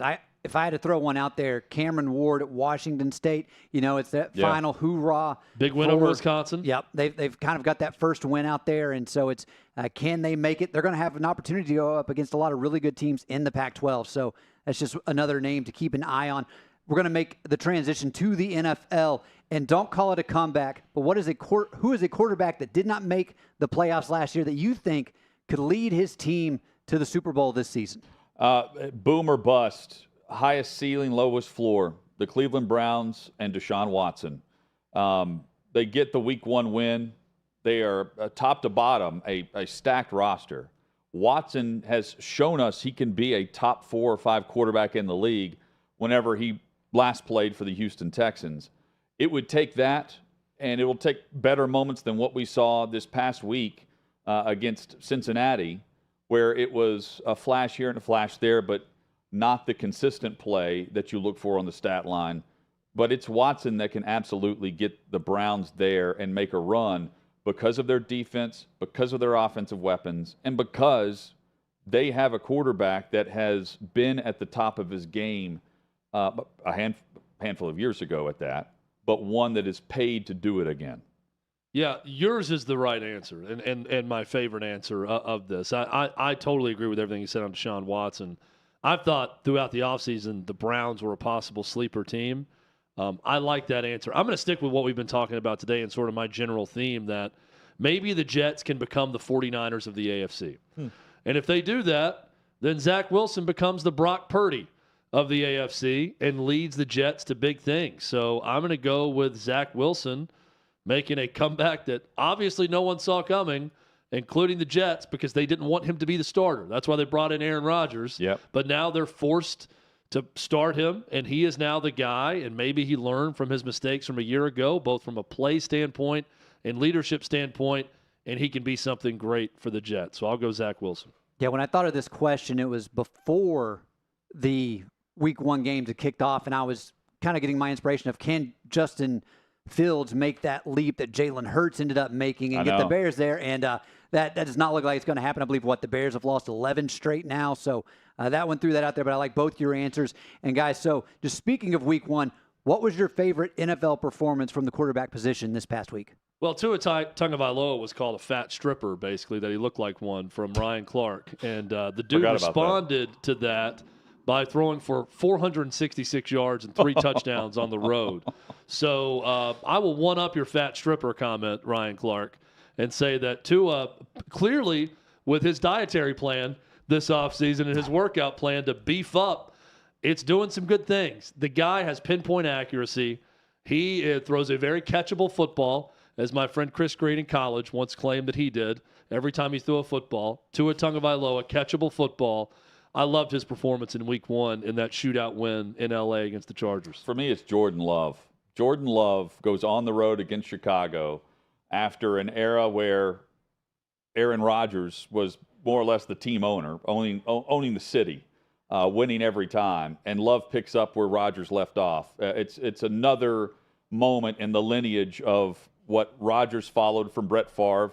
Rodgers won his first start after replacing Brett Favre against Minnesota in a divisional matchup.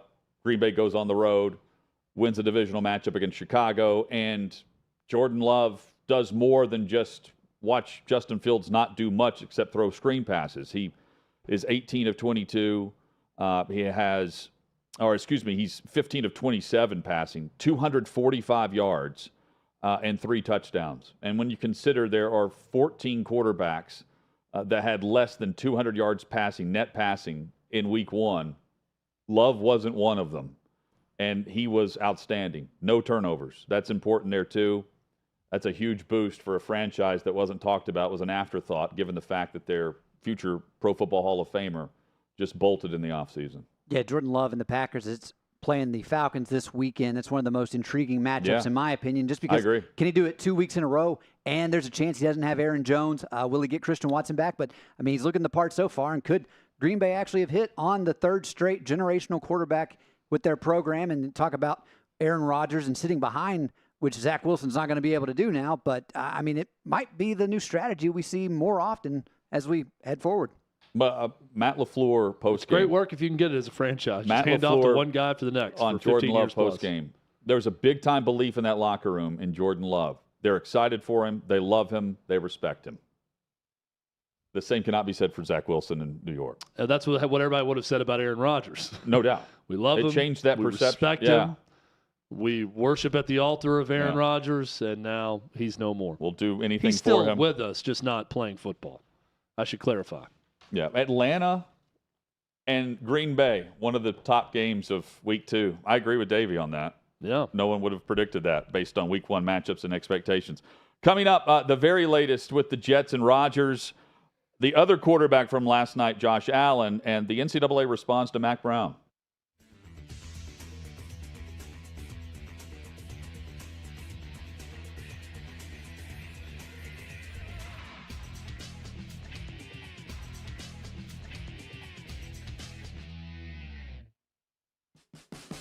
What you're experiencing is the bold taste of a Southern legend. Old Smoky Moonshine and Whiskey, authentic Tennessee mountain-style spirits. We believe in crafting flavors that were born from tradition but defy expectation. And pioneering a new experience with every sip. Because if it doesn't do this, it ain't this. Old Smoky Moonshine and Whiskey. Come on.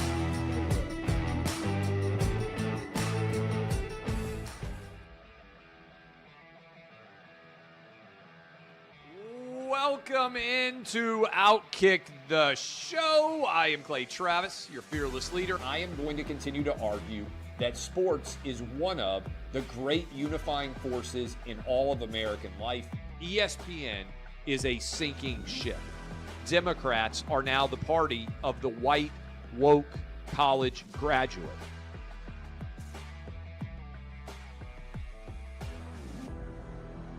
We live in a land of participation trophies. You gotta lean into the turns. You really gotta lean into the turns. When Leah Thomas walked in that first day, it got silent, and every girl was uncomfortable. Very difficult to go back-to-back years in the NFL with the #1 overall pick. I just think the way Anthony Bass handled this was so sloppy. Oh, I think it's perfect. And what he reposted, he bent the knee and bowed. He was going to catch the ceremonial first pitch. I've been out of LA long enough to have forgotten that libs, no matter how ridiculous the scenario, are gonna lib. Another week of inflation, another week with Biden with COVID, and another set of losers to crown. People don't watch the WNBA on TV, in person, on a plane, on a train, on a bus, or on purpose. The scary thing, Tommy, is in the history of this government, I've never seen them give anything back that they've taken. Oh no, they never do. And they won't. When you're behind closed doors, when you're talking to plant managers, when you're having meetings, when you're with the team, was there an acknowledgement of any of this, an acknowledgement of the situation, the boycott, and then the doubling down about moving away from the fratty image? We've seen coaches throw water bottles. We've seen coaches act like idiots. We've seen coaches slap other coaches. But I think if you're involved in carjacking, you're inherently a rotten human being. The level of stupid that sometimes gets on our YouTube chat just gives me a headache. You're born a male, play with males. You're born a female, play with females. Don't at me about it, people. I'm pissed off about this. I never did it before in my life, but Trump is being cheated. The American people are being cheated. We, ladies and gentlemen, are being cheated. I believe this person is the greatest player anybody alive will ever see. How can you hate Derek Jeter? A guy's on-base percentage tells me his batting eye, and a guy's slugging percentage tells me if he's a threat. That's the kind of guy that throws a no-hitter, that effectively wild guy.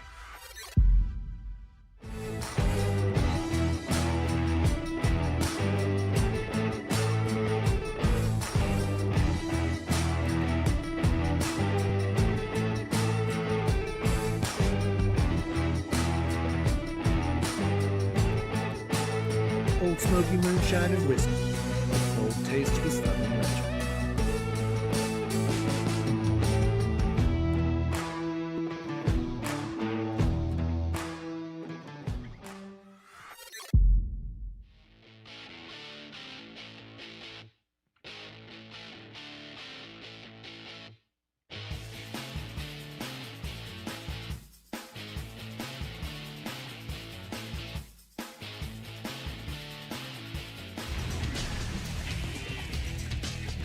Just like that, the final hour is here for the Tuesday edition. Hot Mike with Hutton and Withrow across the OutKick Network. NFL discussion and plenty of it coming off of week one. Reaction from last night and more. John McClain joins us in 20 minutes. There is a new celebrity couple that's being rumored. Yeah, we'll have that later in the This is in the news hour. to me. I can't wait to hear about it. And much more. Chad, the latest with Aaron Rodgers, which has dominated all the headlines, and rightfully so. Going down, Achilles tear, done for the year on 4 snaps last night on his debut game and performance for the New York Jets. The whole atmosphere of pregame, of course it being on the anniversary of 9/11. You've got Rodgers running out with the flag. Everything is set. The stage is set for Rodgers' debut, and the energy and the atmosphere was just sucked out of the building. You know, you have the low murmur you could just hear coming through the broadcast with Buck and Aikman. And then I flipped over to see what Manning was saying, both Mannings. They were just stunned, like just sitting there silent. They knew when he was carted off that he was done. Peyton especially. He's like, I thought this was going to be a tape job ankle-wise. He'd be right back in there. We'd move on. He's like, this is just awful. He didn't want to say it, but he knew it. And Robert Saleh confirmed it today. He's done for the year. Although, if you missed part of the show, you can always check it out on YouTube on demand. Search out OutKick, subscribe to the channel. We got all the great shows on demand and live. Just hit the bell, and we'll be alerted anytime shows go live. If you missed Pro Football Doc, Dr. David Chao, he joined us earlier in the program. He said there's a slight chance that Rodgers could come back for a postseason type performance, given some circumstances. We referenced Terrell Suggs with Baltimore, who came back off an Achilles injury in the same season. Everyone's different, but at 39, pushing 40, who knows where we're headed in the Rodgers career. Hopefully this isn't it. He says it wasn't a one-and-done type mindset for him in New York. I don't think he wants to go out that way. But sometimes injuries dictate things that athletes would rather not happen. The mentality is different than the physical aspect. And here's hoping he can get back sooner rather than later. Even if you're not a fan of the Jets, if you're just a fan of the NFL, this sucks. It sucks. Just from following what we're going to see moving forward over the course of the season. And keep in mind, networks can flex out of some primetime games through the first, I think, 9 weeks of the season. And then the NFL can control things for the second half of the season on flex scheduling. But they're in 6 games, 6 primetime games, which is now 6, not 5, like it used to be. So I know A.J. Hawk on Pat McAfee's show said, I have not spoken directly to Aaron Rodgers, but they are really good friends. And he said, I'd be shocked if this is the last we see him on a football field, that he goes out in that moment. That's kind of the way I feel, because that is now the big question. And look, it's a legitimate question. Yeah. We talked about it with Dr. David Chao. He will be 40 years old when he makes his comeback a season from now after this Achilles injury. He contemplated things through a darkness retreat this offseason. You're right. About whether or not he wanted to play anymore and what team he wanted to play for. And he came out of that darkness retreat and said, I want to be a New York Jet. And Hutton, I just have a hard time believing, watching Hard Knocks, hearing his comments, seeing how refreshed he looked, that this is it for Aaron Rodgers. I think he rehabs. I agree with you. I think he gets better. I think physically he comes back next year. He's going to be fine. and we will see at least one. It may be the last season, the first and last, but we will see one season of Aaron Rodgers as a New York Jet on the field next year. That's my guess right now. I have a hard time believing, and part of it may be just selfishly, he's had such a great career, just how sad that is, that it ends on a wet turf field at MetLife Stadium where you stand up and have to take a seat immediately because you blew your Achilles tendon, and that's the last we see of Aaron Rodgers. I think he's going to be back. I hope so too. And this is a great example of why the NFL and the networks changed the policy on flex scheduling. Because the Jets, so the upcoming Jets schedule is brutal, by the way, for Wilson, who takes over. He's the guy that reports are they've reached out to some free agent quarterbacks, maybe acquiring about other possible trades. We'll get McClain's take on this because one of them is in Houston. But, Chad, they're in Dallas this Sunday. That's the prime window for the afternoon slate. It's a 4:25 Eastern kickoff. The Jets will return home to host the Patriots. So they, in week 3, have another divisional game. And then the next primetime window for them is Sunday Night Football, hosting the Kansas City Chiefs in a big AFC bout there. So that's one possible. They're not flexing out of that game. I wouldn't expect with Mahomes. Zach Wilson's chance to go toe-to-toe with Patrick Mahomes. Yeah, you still get Mahomes, though. The fight of the gunslingers. After that, the other primetime games, Sunday Night Football, Week 10 at Las Vegas against the Raiders. And their Thursday night game is at Cleveland late in the season. That's what's next up for them. So we'll see how much if they're still in all these games, that's a great sign for New York with the stacked defense. A great sign for whatever they choose to do at quarterback moving forward. Right now, it's Zach Wilson. It takes back over after 4 snaps into the season. The other quarterback that played last night, no one's really talking about this, and they will. We will. The headlines will moving forward. Today's about Rodgers. Tomorrow may be about Josh Allen, who admitted and took ownership of the fact that it was the same song, different verse, with the turnover issues that he has pointed to the last couple of seasons, to how things went last night with 4 turnovers from the QB. I hurt our team tonight. I cost our team tonight. And it feels eerily similar to last year, and I hate that it's a good player in the middle. You feel like you're the reason, and I am the reason why we lost tonight. 84 turnovers by Josh Allen since 2018. That leads the league during that span. Some are, the first interception, Chad, is the equivalent of a punt. It's a deep throw where the Jets are going to get off the field and the Bills are going to have to punt anyway, and it ends up being a pick. And the Jets take over deep in their own territory. But still, the third interception is the one that just can't happen. You've got McDermott telling him to use his head and be smart when he's trying to dive through players, and potential injury there. They don't want him knocked out of the game. And then he's fumbling late. He's doing things and forcing the issue. This is par for the course for a quarterback that, if not for 2 of the 4 turnovers last night, the Bills win that game.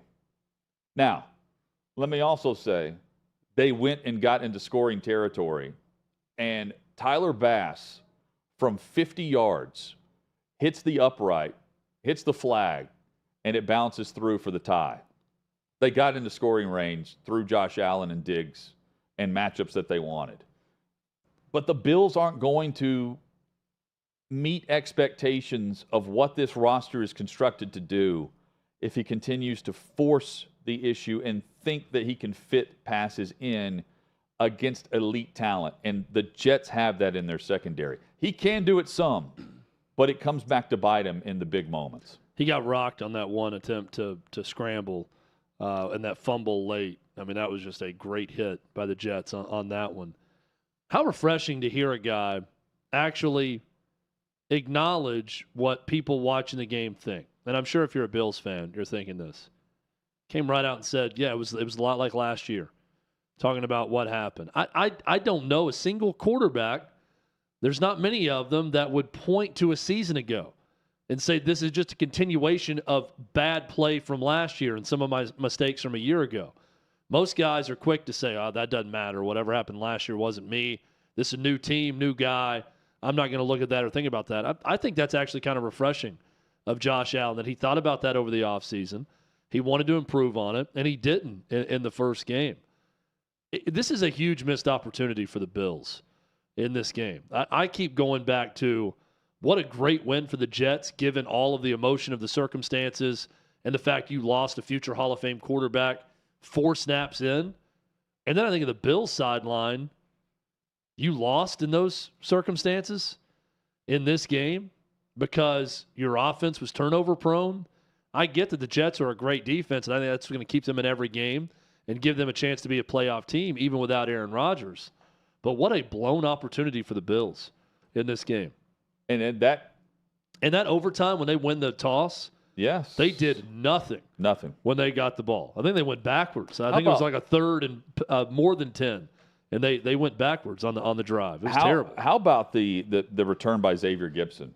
Oh, who that didn't one that even we think haven't he talked about. Didn't even think he was going to make the roster, and ends up earning the job as the punt returner. We returned 3 in college last year, and calls to tell his mom about it on Hard Knocks. Yep.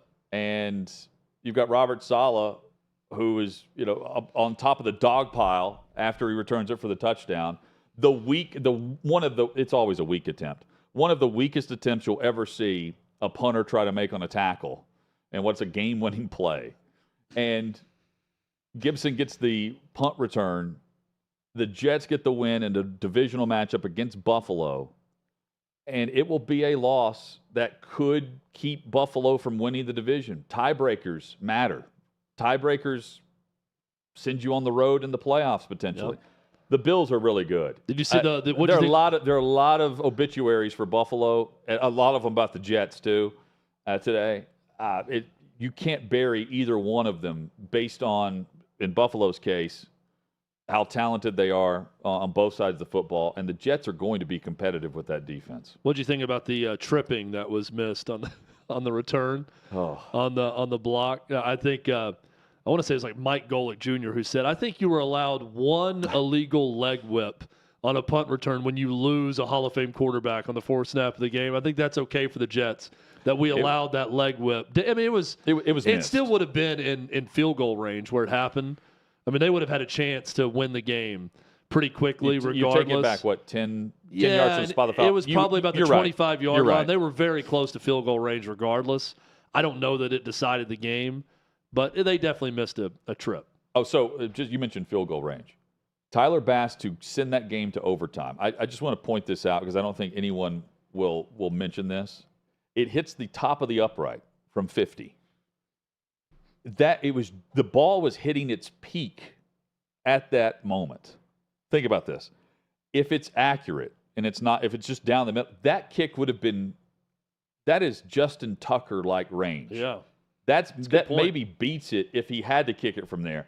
He crushed that kick. Now, it hit the upright and they got lucky, but he crushed it. Well, it hit the upright and goes through, but if you saw the one angle where it barely cleared the crossbar. I mean, it almost did the double doink and came back down. It just barely went past the crossbar. It wasn't one that barely deflected on the inside and went well through. Right. The goalpost. The trajectory of the bounce. It kicked down on the hit off the upright and almost came out. Chad, so Stephon Diggs looked like he needed to breathe. He was just petrified watching that kick. After getting them in range, yeah.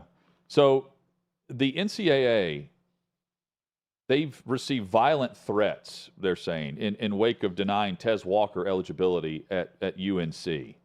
And they released a statement today saying that violent threats that some are legit, some aren't. Some could be, criminal. Some could produce charges. They're looking into it. But within this, they're also calling out Mack Brown in a statement as well. and just reading through. So here's the comment by the response, the public comments made by Mack Brown, UNC's football coach, in regards to the Tez Walker situation. In all caps last week, shame on you. Yeah. The D1 board is troubled by the public remarks made last week by some of the University of North Carolina leadership. Those comments directly contradict what we and our fellow Division I members and coaches called for vociferously, including UNC's own football coach. And the statement goes on to say, we're a membership organization, and rather than pursue a public relations campaign that can contribute to a charged environment for our peers who volunteer on committees, we encourage members to use established and agreed upon procedures to voice concerns and propose and adopt rule or policy changes if they are dissatisfied. Yeah, they don't want coaches putting out emotional appeals on behalf of their own schools against the NCAA when something goes bad. And now the claim is that because he did this, they received some violent threats. First off, I didn't know that UNC football fans went this hard.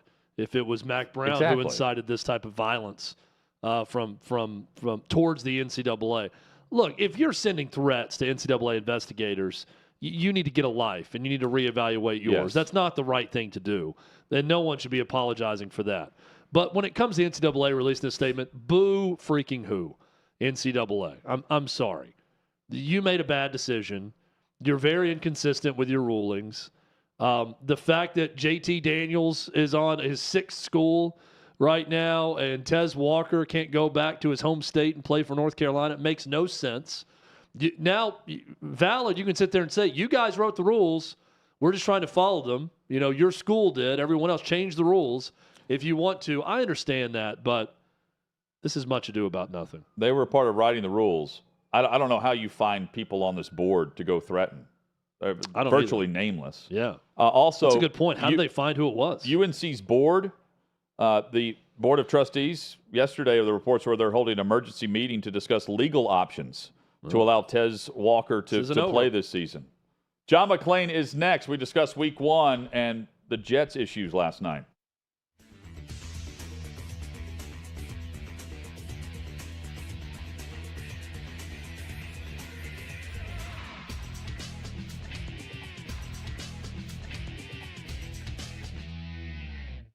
I'm here at the Big Machine Music City Grand Prix, but that's not the only big race that's on people's minds. Let's go talk about it.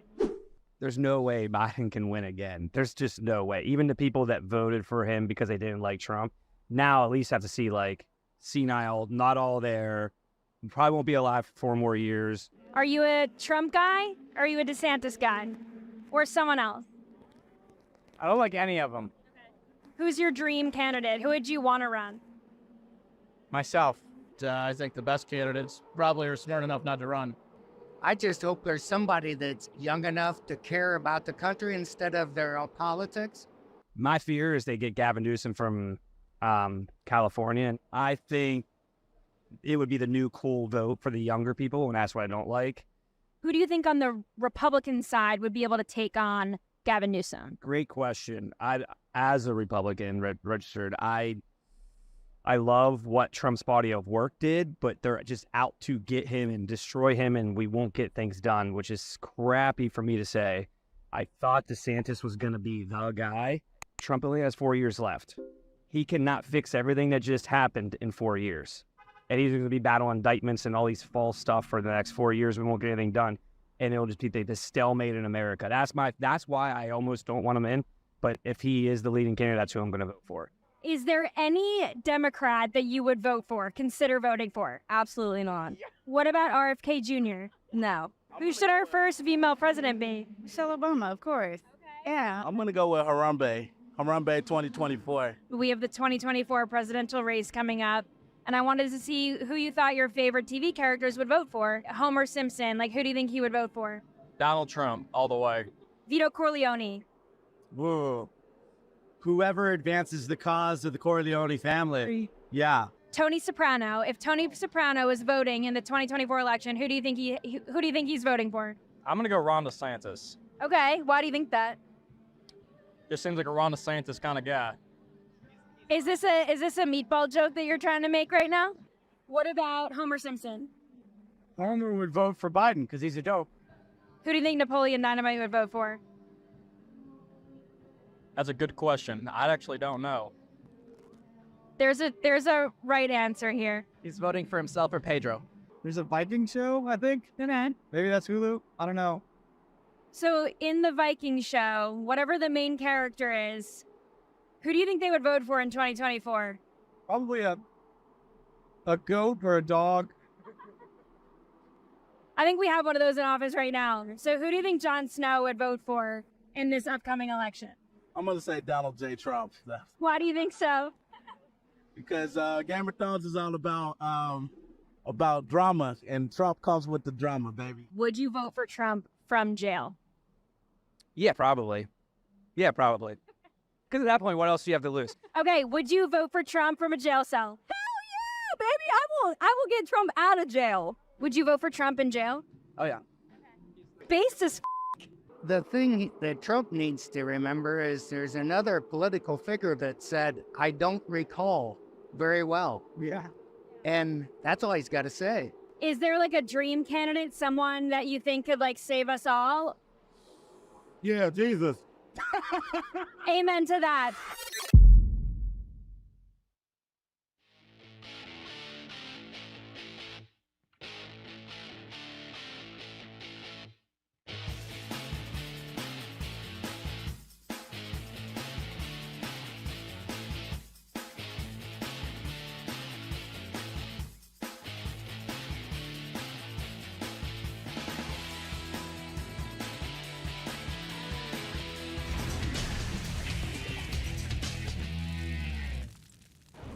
Been a fun show today. 6th and Peabody, our location, with Yeehaw Beer and Old Smoky Moonshine. Hot Mike with Hutton with where rolls on across the OutKick network.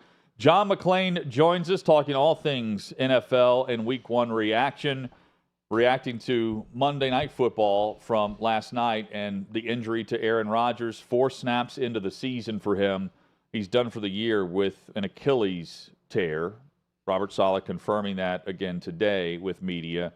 John, hope you're doing well. Thanks for the time flip and being very cool with that today. And man, we said earlier, if you're not a Jets fan, you hate this just based on the storylines of the offseason, what it meant for Jets fans in particular, but also just the NFL and the hype around what it could mean for playoff contention. Your overall reaction to last night's injury for Rodgers and what it means for the franchise. I've never felt sorry for Aaron Rodgers about anything, but I did last night when I saw him go down. Saw him get carted off and then heard that it was a ruptured Achilles tendon. Now, I've been around a lot of players, and I've had Achilles tears. And there's a great story I read in The Athletic about everything that's going to happen. It depends on what position, what sport, your age. You know, he could be healthy in 4 months or 6 months. And they said, don't count him out for this season. Well, I think that at his age, he turns 40 the first week of December. They should just shut him down. And then if everything goes according to plan, and he'll get the best possible surgery and rehab, he'll be way ready by the time training camp starts next year. Maybe Hard Knocks will go back to the Jets because it was the Aaron Rodgers show. Now, it said a lot about their coaching, their players, their heart, their guts, resolve to win that game. To win it in overtime on a punt return on a kid that had been one of the behind-the-scenes stars for Hard Knocks, especially when they told him he was making a team. But it bodes very poorly for the Bills. I've never seen Josh Allen play that bad. Going back to his rookie year, he was terrible. And he allowed them to win that game. Now, I know the Texans play there in December. Ordinarily, that game would have been with the Jets playing for maybe home field advantage in the AFC, possibly playing for the playoffs. Of course, they were supposed to be a Super Bowl contender. Now, I've seen teams have quarterbacks go down before and still make the playoffs, and I wouldn't count them off because they have great talent at running back. They have great depth at running back, and they have great defense. Problem is their offensive line is not good. Dwayne Brown, that began his play with the the Texans, and Dwayne's like 37 or 8 years old. I felt bad for him. He hadn't played in a while. He's been injured, and he played. He got beat on that sack, and he feels terrible.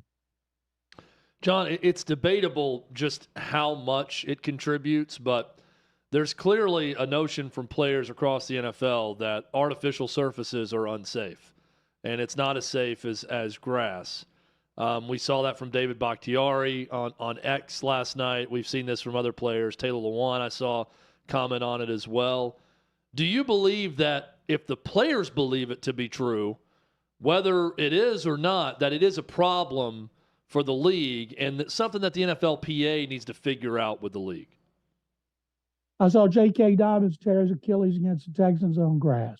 Yep. If you think about how many players play on fields and you think about how many serious injuries they have, it's still a small percentage. What bugs me is they will change out the surface for soccer, which demands to play for World Cup, demands to play on grass, but they won't do it for their own players. And the franchises are worth billions, and most of the owners are worth billions. They certainly can afford it. Yes, it's more expensive, and it requires a lot more TLC. But man, if they're, and the league will say, well, studies show that there's not more injuries on artificial surface, which they improve all the time. But it doesn't matter. If the players want it, I think it's something they ought to do. If you do it for soccer players, why the hell will you not do it for your own players? Well, yeah, and totally with you there. Isn't there, the Titans are doing this here. I know NRG has it. SoFi and Dallas, I believe, some new turf that they're installing, but the others have not implemented that yet. This is the old turf compared to the new turf that's at MetLife. The Texans have what's called AstroTurf. It's nothing like the original AstroTurf that was in every stadium put over cement, and it was hard as a rock. Now it's got those little pellets you see pop up when you're running because it's supposed to have more give like grass does. And I haven't heard anybody complain here about it. D'Amico Ryans, when he played for Philadelphia, he suffered a torn Achilles here, and he sued NRG Stadium and the company that runs it. And I heard he got a settlement. And people wondered, would the McNairs hire him after he sued him? Well, of course, he didn't sue them. So I don't understand. I don't care if the league studies say the current surfaces are as safe as grass. Put grass in there. Now, the problem is when you put grass in there, it dies. It dies in the east, and you have to constantly be feeding it. And yeah, it's a pain in the butt, but it just seems like a small thing to do, no matter how much trouble it is, to keep your players happy. What do they do at backup quarterback? I know they're moving forward with Zach Wilson in New York with the Jets roster. I've seen Case Keenum's name surface. There's some others as well. Dalton, Jameis Winston. Do you think they trade or do they sign? Because Wentz is available, Cam Newton. I know Kaepernick's agent has reached out to New York. I'm just saying, like, which way do they go? Because Tim Boyle right now is their other QB, and he's on the practice squad. Yeah, they let Mike White get away the Dolphins, and he had done a good job when he replaced Zach Wilson before. Case Keenum is the Texans' third quarterback behind Davis Mills. There's a lot of fans here who want to see Nick Caserio, the general manager, trade one of them and get a draft choice. Excuse me. I think if I was going to have one, I'd want Keenum. He's been in the playoffs. He's won playoff games. He's been in different systems. He's kind of like Ryan Fitzpatrick. He's bounced around. Case lives there. I know he wants to finish his career here and might start coaching here. But, you know, if they get a pick, why not? I didn't bring up Brady. I'm assuming I shouldn't.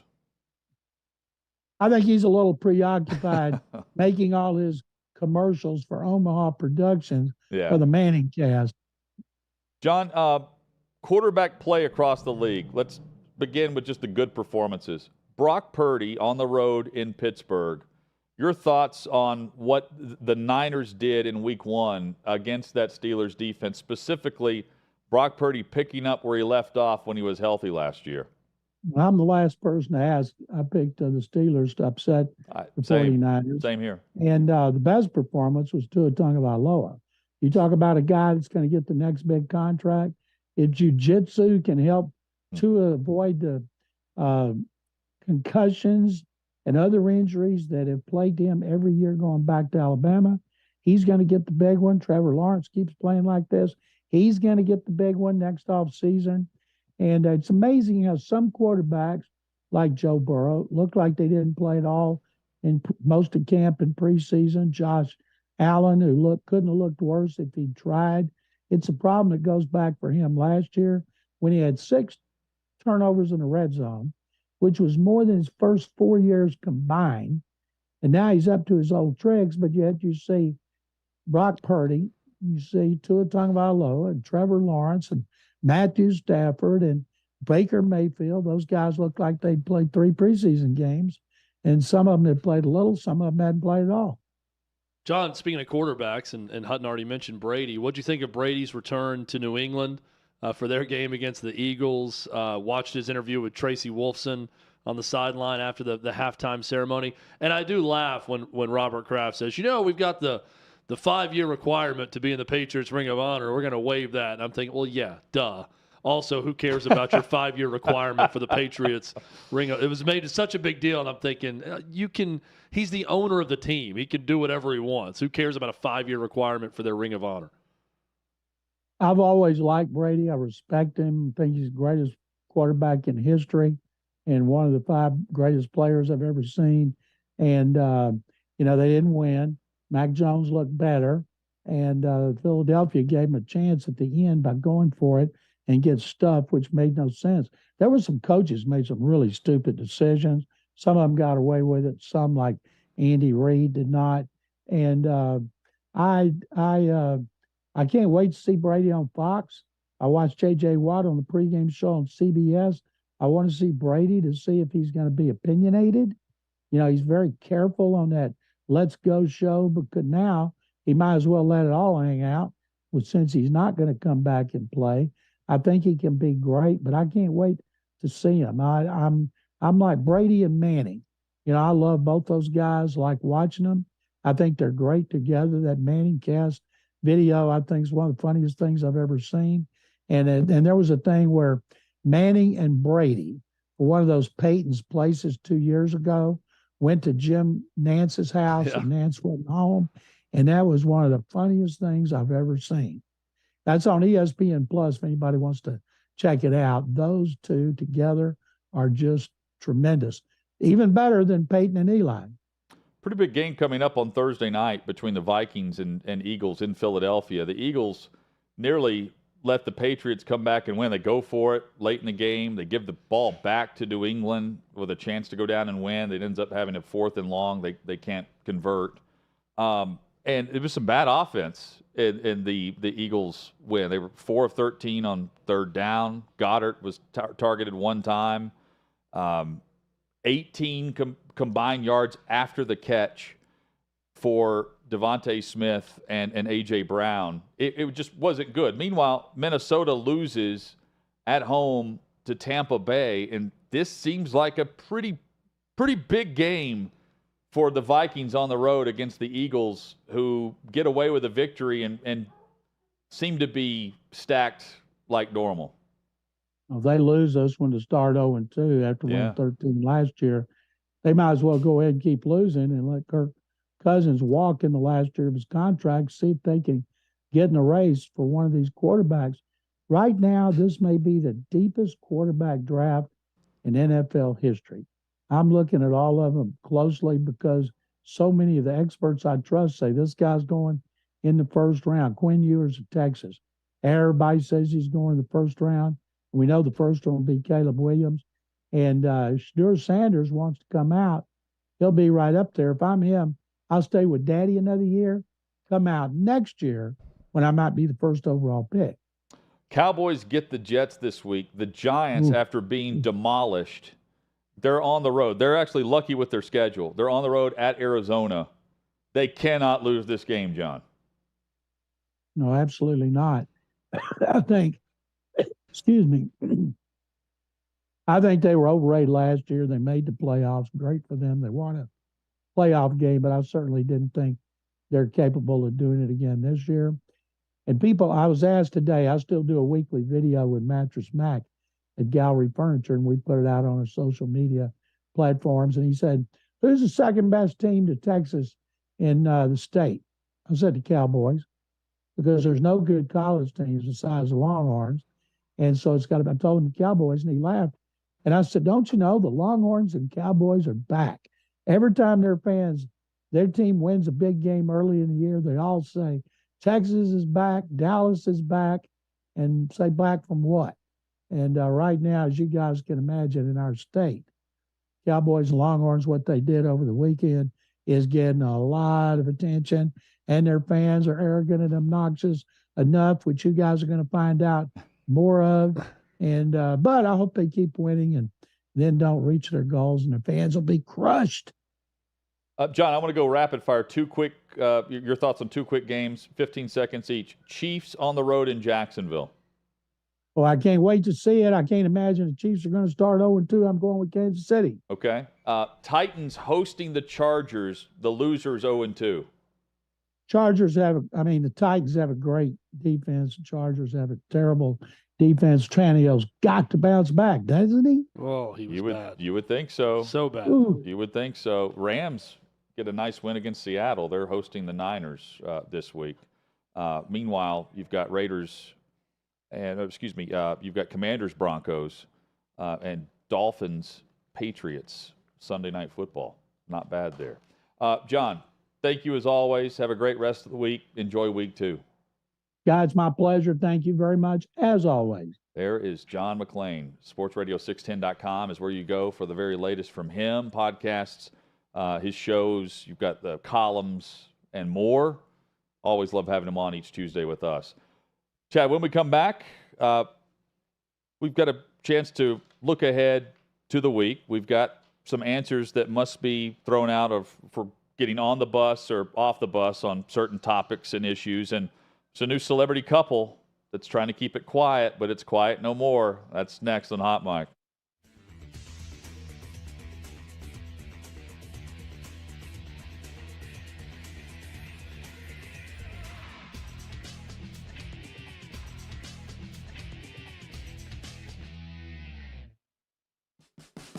What you're experiencing is the bold taste of a Southern legend. Old Smoky Moonshine and Whiskey, authentic Tennessee mountain-style spirits. We believe in crafting flavors that were born from tradition but defy expectation, and pioneering a new experience with every sip. Because if it doesn't do this, it ain't this. Old Smoky Moonshine and Whiskey. Come on.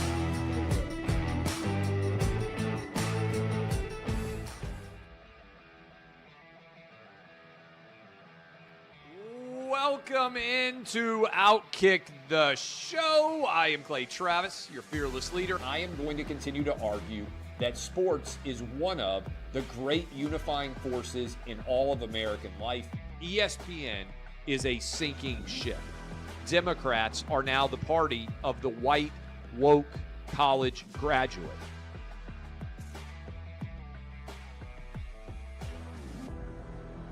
We live in a land of participation trophies. You gotta lean into the turns.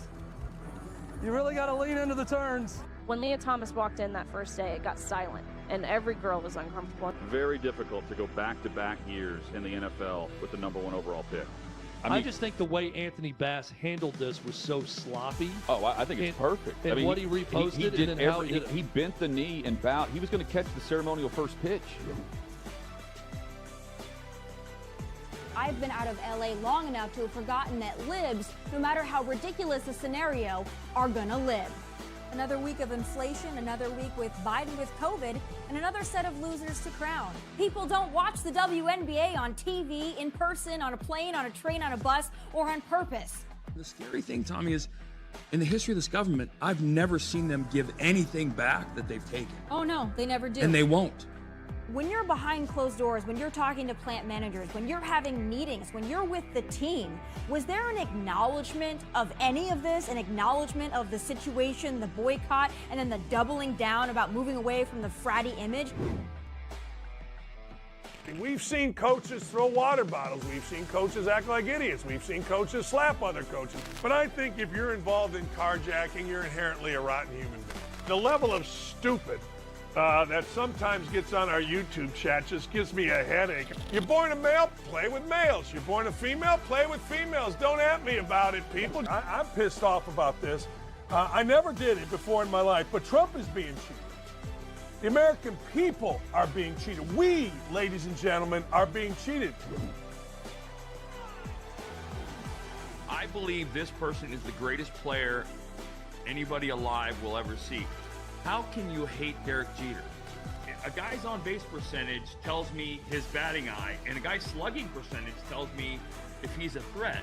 That's the kind of guy that throws a no-hitter, that effectively wild guy.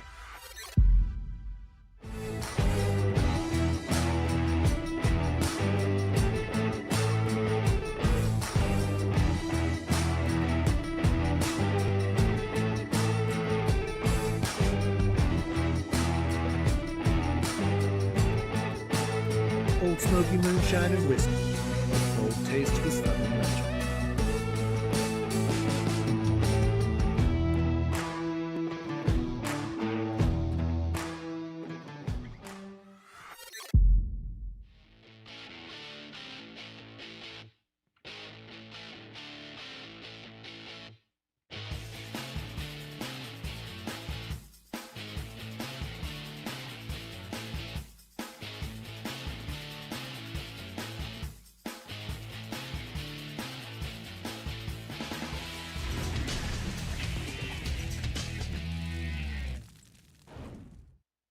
Sixth and Peabody, our location, Yeehaw Beer, Old Smoky Moonshine, Hot Mike with Hutton and Withrow. Fast-paced show today. Hope you feel the same if you've been viewing or watching or listening, I should say. Whatever you're doing. We hope you've enjoyed it. Yeah, back at it, 3 o'clock Eastern tomorrow for the Reading Wednesday the transcript edition. of the show. I don't know if anybody does that. If you're doing that, we hope you liked it. It's like reading court Closed proceedings. caption. Yeah, closed captioning. All methods of consuming the show we approve of. Looking forward to our visit with Clay tomorrow. He'll be on the show. That would be fun to have a complete dramatic reading of the transcripts of an entire show. What if we just did 2 shows a week and the next day we just read the show back from the day before? Would anyone notice? Hutton enters room right, sits down, microphone, says, And out of the gates, ready to go. Out of the gates, ready to go. And it's time for On the Bus, Off the Bus with some topics of, we have to be decisive on this, Chad. Here's Davey Hudson. All right, guys. On the bus, off the bus. Think of it as buy or sell. If you were buying it, you were getting on the bus. If not, you're getting off the bus. Pretty simple, pretty straightforward. And our first stop, we're going down to Austin, Texas, all right? And will Texas win the Big 12 championship? I'm going to get on the bus with that one happening. I have seen enough to know enough about these Texas Longhorns, and they looked really good. And it's the thing that impressed me the most. Yes, they've got Worthy and A.D. Mitchell on the outside. They've got great quarterback play. It's the strength of the line of scrimmage. Quinn Ewers had a lot of time to throw. They did a good job protecting him against Alabama's front. Yeah. They did a good job defensively of getting after Jalen Milroe quickly. Even when Alabama would make the occasional big play, it was Milroe having to step up in the pocket, taking contact, breaking away from it. Texas was all over him all night. I think Texas is going to say aloha, meaning goodbye, to the Big 12 with the championship. I'm on the bus as well. Look, if you still ask, is Texas back? We find out by the answer to this question. It's very difficult to go into Tuscaloosa and win. It's even more difficult to beat Nick Saban by double digits. It's never happened at home. And here is Texas doing just that and living up to the expectation that they had going into the season, where Sarkisian needs to win 8 to keep his job. All this, they're going to the SEC. Quinn Ewers proving that he has ice water in his veins. It was it was a great performance. They now get Wyoming at home.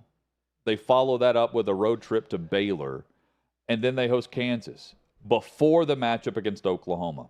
Who knows where Oklahoma is at that point, Davey, but I'm on the bus with Texas because TCU doesn't seem to be TCU of last year, and there are question marks across the board, including with Texas Tech, Kansas State, and others. So, yeah, give me the Longhorns. All right, guys, we're going to go 110 miles to the east and stop in College Station. Will Jimbo Fisher be back for 2024 as the head coach? Chad, I think you and I will disagree on this because I'm saying, yes, I think he's back. I think he's back. I think they do just enough to warrant a I don't know if it's playoff or pink slip, but it's probably that a year from now. I think he gets one more year, an approve-it year, or he's bounced. I'm putting Jimbo Fisher on the bus in that he's back next year, but I'm making him ride. I'm surprised by this. I'm making him ride on top of the bus, not inside of it. And he's got to ride while trying to balance himself and not giving him anything to hold on to. So it's a very tenuous bus ride. He can see the bus like we did on the OutKick the tailgate tour. But we never actually got on it for a while. I'm kind of picturing a bus like that one that we had on the Clay Travis OutKick tour where it's broken down. Every time you see it, it's not mobile. It looks great. It's just there. It looks great. Great, but there's two tires that are off kilter. There's something going on. So I'm putting him on top of the bus. I think he's coming back. I still think that buyout is just so extreme, even for A&M. And I get that money may not be an issue for A&M in the long run if it gets too bad. I'm saying, Hutton, he's going to make it back because the bottom's not going to completely fall out this year. Hey, you mentioned something prior to the show about this. In 11 days, they host Auburn. Well, there are two games back-to-back that I think could decide his fate. If they go 2-0 in these games, I think he's clearly going to be back. They host Auburn and Arkansas. And I think they're going to be a 7 to 10-point favorite probably. Maybe 4 or 5 to 10-point favorite in those games at home. Is split at the absolute worst. If he loses both those games at home, I'm getting off the bus with you, and he's out. So, and let's also say this, Davey. If they win both of those games at home, they're also, then they go to Knoxville. Hang on. It's home against Auburn, on the road against Arkansas. Oh, they go to Arkansas. Okay. They then return home. But let's hypothetically say they win the next 3. They then host Alabama against a very beatable Bama team. You don't need, the miracle-type performance that we saw in person the last time that they were in College Station. Again, perception here. We'll learn a lot about this answer moving forward. Right now, I say he's back. Well, and they'll have chances to prove people wrong and get a couple of upsets. I'll give you an example. They don't go to a bowl game a year ago, but they beat LSU pretty badly. And that was a big win for the program because it showed at least some signs of hope with Connor Wigman at quarterback, who was good in that game. They beat Arkansas last year too, right? I'm seeing that they're at home against Arkansas also. So it's Auburn. Okay. They go UL Monroe at home. I'm showing them away, but it's all good. Auburn go with at your home. schedule. Yeah, Auburn at home, Arkansas at home, Alabama at home, then at Tennessee. I mean, this is a tough – we're getting into the rigors of the SEC schedule now. But this is Jimbo Fisher expectations. Yeah. Arkansas and LSU were their 2 SEC wins last year. Okay, so they did beat Arkansas. And they get Auburn, Arkansas at home, Alabama at home, 3 straight weeks. They go to Knoxville. They get a bye week. Then they host South Carolina and go to Oxford to play Ole Miss. Yeah, I'm interested to see if I think he'll be on the bus, but is the administration at A&M saying, well, some of your coaches aren't allowed to come on the bus with you? We'll see how that plays out. But, guys, we're going to go out to the Pac-12. And the question, Dion, primetime, everyone's been talking. Right now, will Colorado make the Pac-12 championship? Are you getting on that bus? I am not getting on that bus. I am off this bus. I think Colorado has been a really good story, and they have overachieved, and Deion Sanders has done a great job completely transforming not just a roster, but an entire program and a perception of a program in one offseason. That being said, still not sure how good TCU is. That's a good win. I think Nebraska sucks offensively. I think their defense is pretty good, but that's about it with Nebraska. So I'm not overly impressed with that win, even though it's a big one for Colorado. Hutton, and I've seen a Pac-12 that just looks really good. I mean, off the top of my head, teams that I think are better than Colorado right now. USC, Oregon, Washington State, Oregon State. What am I at, 5 now? Utah. That's 6 teams I have ahead of Colorado right now in the Pac-12. So I am firmly off the bus of the Buffaloes making the Pac-12 championship. I'm off the bus this year, and next year in the Big 12, watch out. This roster is going to be stacked. They're already extremely talented. They're more than just a two-headed monster with Shedeur Sanders and Travis Hunter, and with more talented players that will inevitably transfer in. They will be a force in 2024. They're going to be relevant. They already are. I'm saying, like, throughout the duration of the Pac-12 standings. They're relevant. They're not winning the Pac-12. I'm off the bus. The Pac-12, though, they are 20-3 to begin the season. 20-3, leads all conferences. It's been a great start. And speaking of the Pac-12, for our final on the bus, off the bus, will a Pac-12 quarterback win the Heisman this year? If you look at the most recent odds, you have Caleb Williams, Michael Penix, Bo Nix, and Shedeur Sanders currently in the top 10 for odds.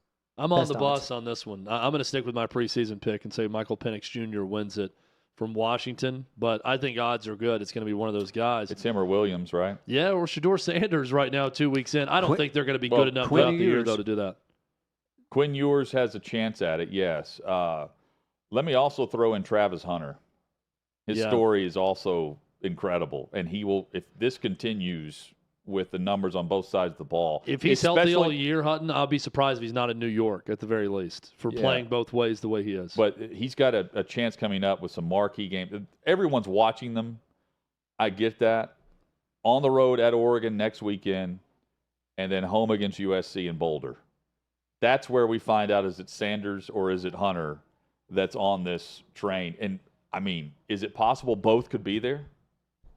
I think again, it's not if you lose, it's how you lose. That's all fine. I think it's one or the other, and Deion's pushing both of them right now.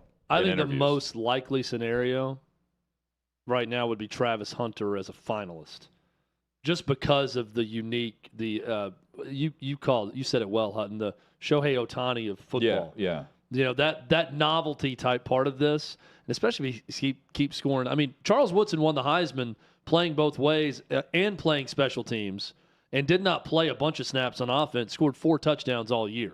Travis Hunter's going to surpass that. So he's going to do more than he did when he won going both ways. So I think he's going to have a chance. That's a good one. If not out west, Jordan Travis, May. There's not a single player in the SEC I'd put in the list, on that list right now. No. You mentioned it, 20-3 overall for Pac-12, 6-3 versus other Power 5 conference teams, leading the way, the Pac-12. The SEC, 3-6 against Power 5 competition early in this season. Not good. Those are the conferences.